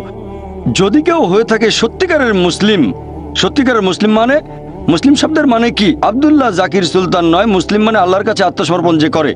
সত্যিকারের মুসলিমের জন্য এই বিপর্যয় হচ্ছে একটা পরীক্ষা, এটা কোনো শাস্তি নয়। সবচেয়ে বেশি বিপর্যয় এসেছে নবীগণের উপর, সেজন্য আখিরাতে তারা পাবেন জান্নাত। তবে আপনি যদি শুধু নামে মুসলিম হন, হতে পারে আপনার নাম আব্দুল্লাহ, জাকির, মোহাম্মদ ইত্যাদি। আপনি শুধু নামে মুসলিম, তবে আল্লাহর নির্দেশ মেনে চলেন না, তাহলে জীবনে শাস্তি পেতে পারেন, আর পরকালের শাস্তি অবশ্যই পাবেন। কারণ আল্লাহ পবিত্র কোরআনে বলেছেন সূরা আলে ইমরান অধ্যায় 3 আয়াত 185, कुल्लु नफ्सिन जायकातुल मौत। জীব মাত্রই মৃত্যুর স্বাদ গ্রহণ করবে, আর তোমাদের কর্মফল কিয়ামতের দিন পূর্ণমাত্রায় দেওয়া হবে। শাস্তির অংশবিশেষ এখানে পেতে পারেন, আর বাকিটা আখিরাতে। শাস্তির অংশবিশেষ বসনিয়ার যে ঘটনা, সেটা অংশবিশেষ, বাকিটা আখিরাতে, চূড়ান্ত বিচার পরকালে। অথবা আপনি বিপর্যয়ে পড়তে পারেন, আল্লাহ হয়তো আপনার পরীক্ষা নিচ্ছেন এখানে, আর আখিরাতে পাবেন জান্নাত। তাহলে আল্লাহর আদেশগুলো মেনে চললে সত্যের পথে থাকবেন, যাই ঘটুক না কেন আপনি বলবেন আলহামদুলিল্লাহ। আশা করি উত্তরটা পেয়েছেন। লেকচার শুনতে এসেছি, আর আপনার যুক্তিগুলো সব মেনে আপনার নাম নিয়েছি। আর পেশা বলুন। মুর্তুজা, আমার নাম মুর্তুজা, আর আমি MBA পড়ছি। আমার একটা ছোট প্রশ্ন আছে। আপনি এই লেকচারে বললেন যে আল্লাহ তাআলা জানেন যে প্রত্যেক মানুষ ভবিষ্যতে কোন কোন কাজ করবে। আমরা আমাদের ভবিষ্যতে কি করব? এই পৃথিবী কেন সৃষ্টি হয়েছে? আমি কোথায় পৌঁছাবো? আমি পরের মুহূর্তেও কি করব সেটা আগে থেকেই ঠিক, তাই না? এখন পরীক্ষা শব্দটা কি এখানে সঠিক? কারণ আমরা যখন পরীক্ষা দেওয়ার কথা বলি যুক্তির সাথে, তাহলে পরীক্ষা এমন একটা জিনিস যার ফলাফল আগে জানা যায় না। এখন আমরা যখনই পরীক্ষা শব্দটা বলি সেখানে ফলাফল অজানা, তাহলে এটা কি সঠিক? কারণ যদি এটা জানা থাকে, আল্লাহ জানেন এর ফলাফলটা কি হবে, আমাদের প্রত্যেকের কি হবে, আর আমরা কে কোথায় যাব, তাহলে আমরা এখানে এসেছি কেন? স্যার, আপনার আরেকটু প্রশ্নটা বুঝতে পেরেছি। একবার একটা প্রশ্ন প্লিজ। না, এই প্রশ্নটাই শেষ করতে চাই। প্রশ্নটা কমপ্লিট করবেন। হ্যাঁ, আর ছোট একটা লেকচার ধরেন দিয়ে ফেললেন। আপনি একজন বিজ্ঞানী, আপনি কেন একটা গবেষণা করবেন, কিন্তু আপনি জানেন ফলাফলটা কি, তাহলে এখানে এই গবেষণা করার প্রয়োজন কি? ভাই আপনি প্রশ্ন করলেন, ইনশাআল্লাহ অমুসলিম ভাই বোনদের প্রশ্ন করার সুযোগ দেন। আমরা অমুসলিমদের প্রশ্নের উত্তর দিতে চাই। ভলান্টিয়ারদের বলবো অমুসলিমদের সামনে নিয়ে আসেন। কোনো অমুসলিম থাকলে আপনারা লাইন ভেঙে সামনে আসেন, আমাকে প্রশ্ন করতে পারেন, আমরাও সেটা চাই। ভাই মুর্তজা প্রশ্ন করলেন, যখন কোনো একটা পরীক্ষা নেওয়া হয় ফলাফল আগে থেকে জানা থাকে না। ফলাফল জানা থাকলে পরীক্ষা হলো কোথায়? একটা সায়েন্টিফিক টেস্টের রেজাল্ট আগে জানা থাকে না, রেজাল্ট আগে জানলে পরীক্ষাটা হলো কোথায়? সুন্দর প্রশ্ন। কেউ আল্লাহকে পরীক্ষা করবে না, আল্লাহ সব ফলাফল জানেন, তবে আল্লাহ পরীক্ষাটা দিচ্ছেন না, পরীক্ষা দিতে হবে আমাদের। আপনি আমি আগে ফলাফল জানি না, আমি আমার ফলাফলগুলো জানি না, আমি জানি না বেহেশতে যেতে পারবো কিনা। যদি জানতাম বেহেশতে যাব, তাহলে আজকে কষ্ট করে মাদ্রাজে আসতাম না। এই পৃথিবীর বিভিন্ন দেশে যায়, আমার অনেক পরিশ্রম হয়, আমি তো জানি না আমার জন্য বেহেশত নিশ্চিত কিনা। যদি জানতাম নিশ্চিত বেহেশতে যাব, তাহলে খালি খালি কেন ডাক্তারি ছেড়ে দিয়ে দাওয়া দেবো? আমি জানি না, আমি নিশ্চিত না যে বেহেশতে যেতে পারবো কিনা। আমি আল্লাহ তাআলার কাছে দয়া প্রার্থনা করছি, আমাকে দয়া করো, বেহেশতে দাখিল করো। আমি আল্লাহ তাআলার কাছে দোয়া করছি, এভাবে বলবো না যে আমি খুব ভালো দায়িতা বেহেশতে চলে যাব। যে মানুষটা পরীক্ষা দিচ্ছে সে আগে থেকে ফলাফল জানে না। আপনি জানেন না বেহেশতে যাবেন না দোজখে, আমিও জানি না, তবে আল্লাহ জানেন। আমি আমার লেকচারে একটা উদাহরণ দিয়েছিলাম। একজন টিচার যখন পরীক্ষা নিচ্ছেন, অনেক সময় টিচার ফলাফলটা অনুমান করতে পারেন। টিচার জানেন এই ছাত্র পরীক্ষায় ফার্স্ট হবে, তারপরে এই ফেল করতে পারে। তাহলে কি বলবেন যে আমি পরীক্ষা দিতে যাব না? পরীক্ষা দেবেন আপনি, টিচার পরীক্ষা দেবেন না। এখন বিজ্ঞানী যখন কিছু গবেষণা করেন, সেই বিজ্ঞানী আগে থেকে ফলাফলটা জানেন না, সেজন্য তিনি গবেষণা করেন। আল্লাহ সুবহানাহু ওয়া তাআলা কোনো বিজ্ঞানী নন, আমাদের নিয়ে গবেষণাও করছেন না, এটা ভুল ধারণা। আল্লাহ আমাদের নিয়ে এক্সপেরিমেন্ট করছেন না। আল্লাহ সুবহানাহু ওয়া তাআলা আমাদের স্রষ্টা, বিশ্বজগতের স্রষ্টা। তিনি দুনিয়াতে সৃষ্টি করেছেন আমাদেরকে, এই মানুষকে, যাদের রয়েছে স্বাধীন ইচ্ছা, তিনি জানেন। এখন তিনি আমাদের এই পৃথিবীতে জীবন দিয়েছেন, কারণ যদি তিনি এভাবে আমাদের পরীক্ষা না করেন, তাহলে শেষ বিচারের দিনে আপনি আল্লাহ তাআলাকে প্রশ্ন করবেন, আমাকে কেন দুজকে পাঠালেন? যদি আল্লাহ দুজকে পাঠান, এটা আল্লাহ জানেন, আমি জানি না, তাহলে এটা পরীক্ষা। আর আমি আমার লেকচারে বলেছি যে আল্লাহ সুবহানাহু ওয়া তাআলা সুবিচার করেন। এখানে আল্লাহ কোনো রকম পরীক্ষা দিচ্ছেন না, আমাদেরকে আল্লাহর কোনো প্রয়োজন নেই। আল্লাহ এমনিতেই সবচেয়ে মহান, আমরা এখানে পরীক্ষা দিচ্ছি আর আমরা ফলাফলটা জানি না। যেহেতু ফলাফল জানি না, সেজন্য আমরা যথাসাধ্য চেষ্টা করছি, আর আমরা আল্লাহ তাআলার কাছে দোয়া করব তিনি যেন আমাদের দয়া করেন, আমাদের ক্ষমা করেন, বেহেশতে দাখিল করেন। আমিন। এবারে পরের প্রশ্ন পুরুষদের মধ্য থেকে। আমার নাম শক্তিবেল, MIT-তে বিটেকের ছাত্র। স্যার, আপনি বললেন ঈশ্বর বলেছেন আমি সব পাপ ক্ষমা করব, কিন্তু আমার সাথে শরিক করাকে ক্ষমা করব না। শুধুমাত্র ইসলামের অনুসারীরা আল্লাহকে মেনে চলে, আর অন্যান্য ধর্ম যেমন হিন্দুইজমে আমরা আল্লাহকে মেনে চলছি না। তাহলে আপনার দৃষ্টিতে আমরা পাপী? ভাই প্রশ্ন করলেন যে আল্লাহ যে কোনো অপরাধ ক্ষমা করতে পারেন যদি তিনি চান, এমন না যে ক্ষমা করবেনই, এমন না যে আল্লাহকে বিশ্বাস করলে আপনি যে কোনো পাপ করতে পারেন। তিনি চাইলে অবশ্যই ক্ষমা করতে পারেন, তবে শিরক করার অপরাধ কখনো ক্ষমা করবেন না। এখন অমুসলিমরা আল্লাহকে বাদ দিয়ে অন্য কারো উপাসনা করে। আল্লাহ মানে সত্যিকারের একজন ঈশ্বর, তাকে যে কোনো নামে ডাকতে পারেন। আল্লাহ কোরআনে বলেছেন সূরা ইসরা অধ্যায় 17 আয়াত নাম্বার 110, কুলিদুল্লাহ আবিদুর রহমান আইয়ামা তাদুফাল আল আসমাউল হুসনা। তোমরা তাকে আল্লাহ নামে ডাকো অথবা রহমান, যে নামেই ডাকো সকল সুন্দর নাম সমূহ তো তারই, তবে নামটা হতে হবে সঠিক। কাউকে জন্ম দেননি, কেবলমাত্র একজন। যদি একমাত্র আল্লাহর ইবাদত করেন, তাকে যে নামেই ডাকেন হতে হবে সুন্দর নাম, সঠিক ধারণা হলে সমস্যা নেই। কিন্তু যদি অন্য কারো উপাসনা করেন, যদি কাউকে শরিক করেন, যেমন অনেকে বলেন যীশু খ্রিস্ট ভাই সাল্লাল্লাহু আলাইহি ওয়াসাল্লাম হলেন ঈশ্বর, আমরা বিশ্বাস করি তিনি আল্লাহ তাআলার রাসূল, যদি তাকে ঈশ্বর বলেন তাহলে সেটা শুধু পাপই নয়, সবচেয়ে গুরুতর পাপ। পবিত্র কোরআন অনুযায়ী, আমার কথা নয়, কোরআন বলছে সূরা নিসা অধ্যায় 4 আয়াত নম্বর 48, সূরা নিসা অধ্যায় 4 আয়াত নম্বর 116। শুধু যে কোরআন বলছে তাই নয়, বাইবেলে কথা বলছে।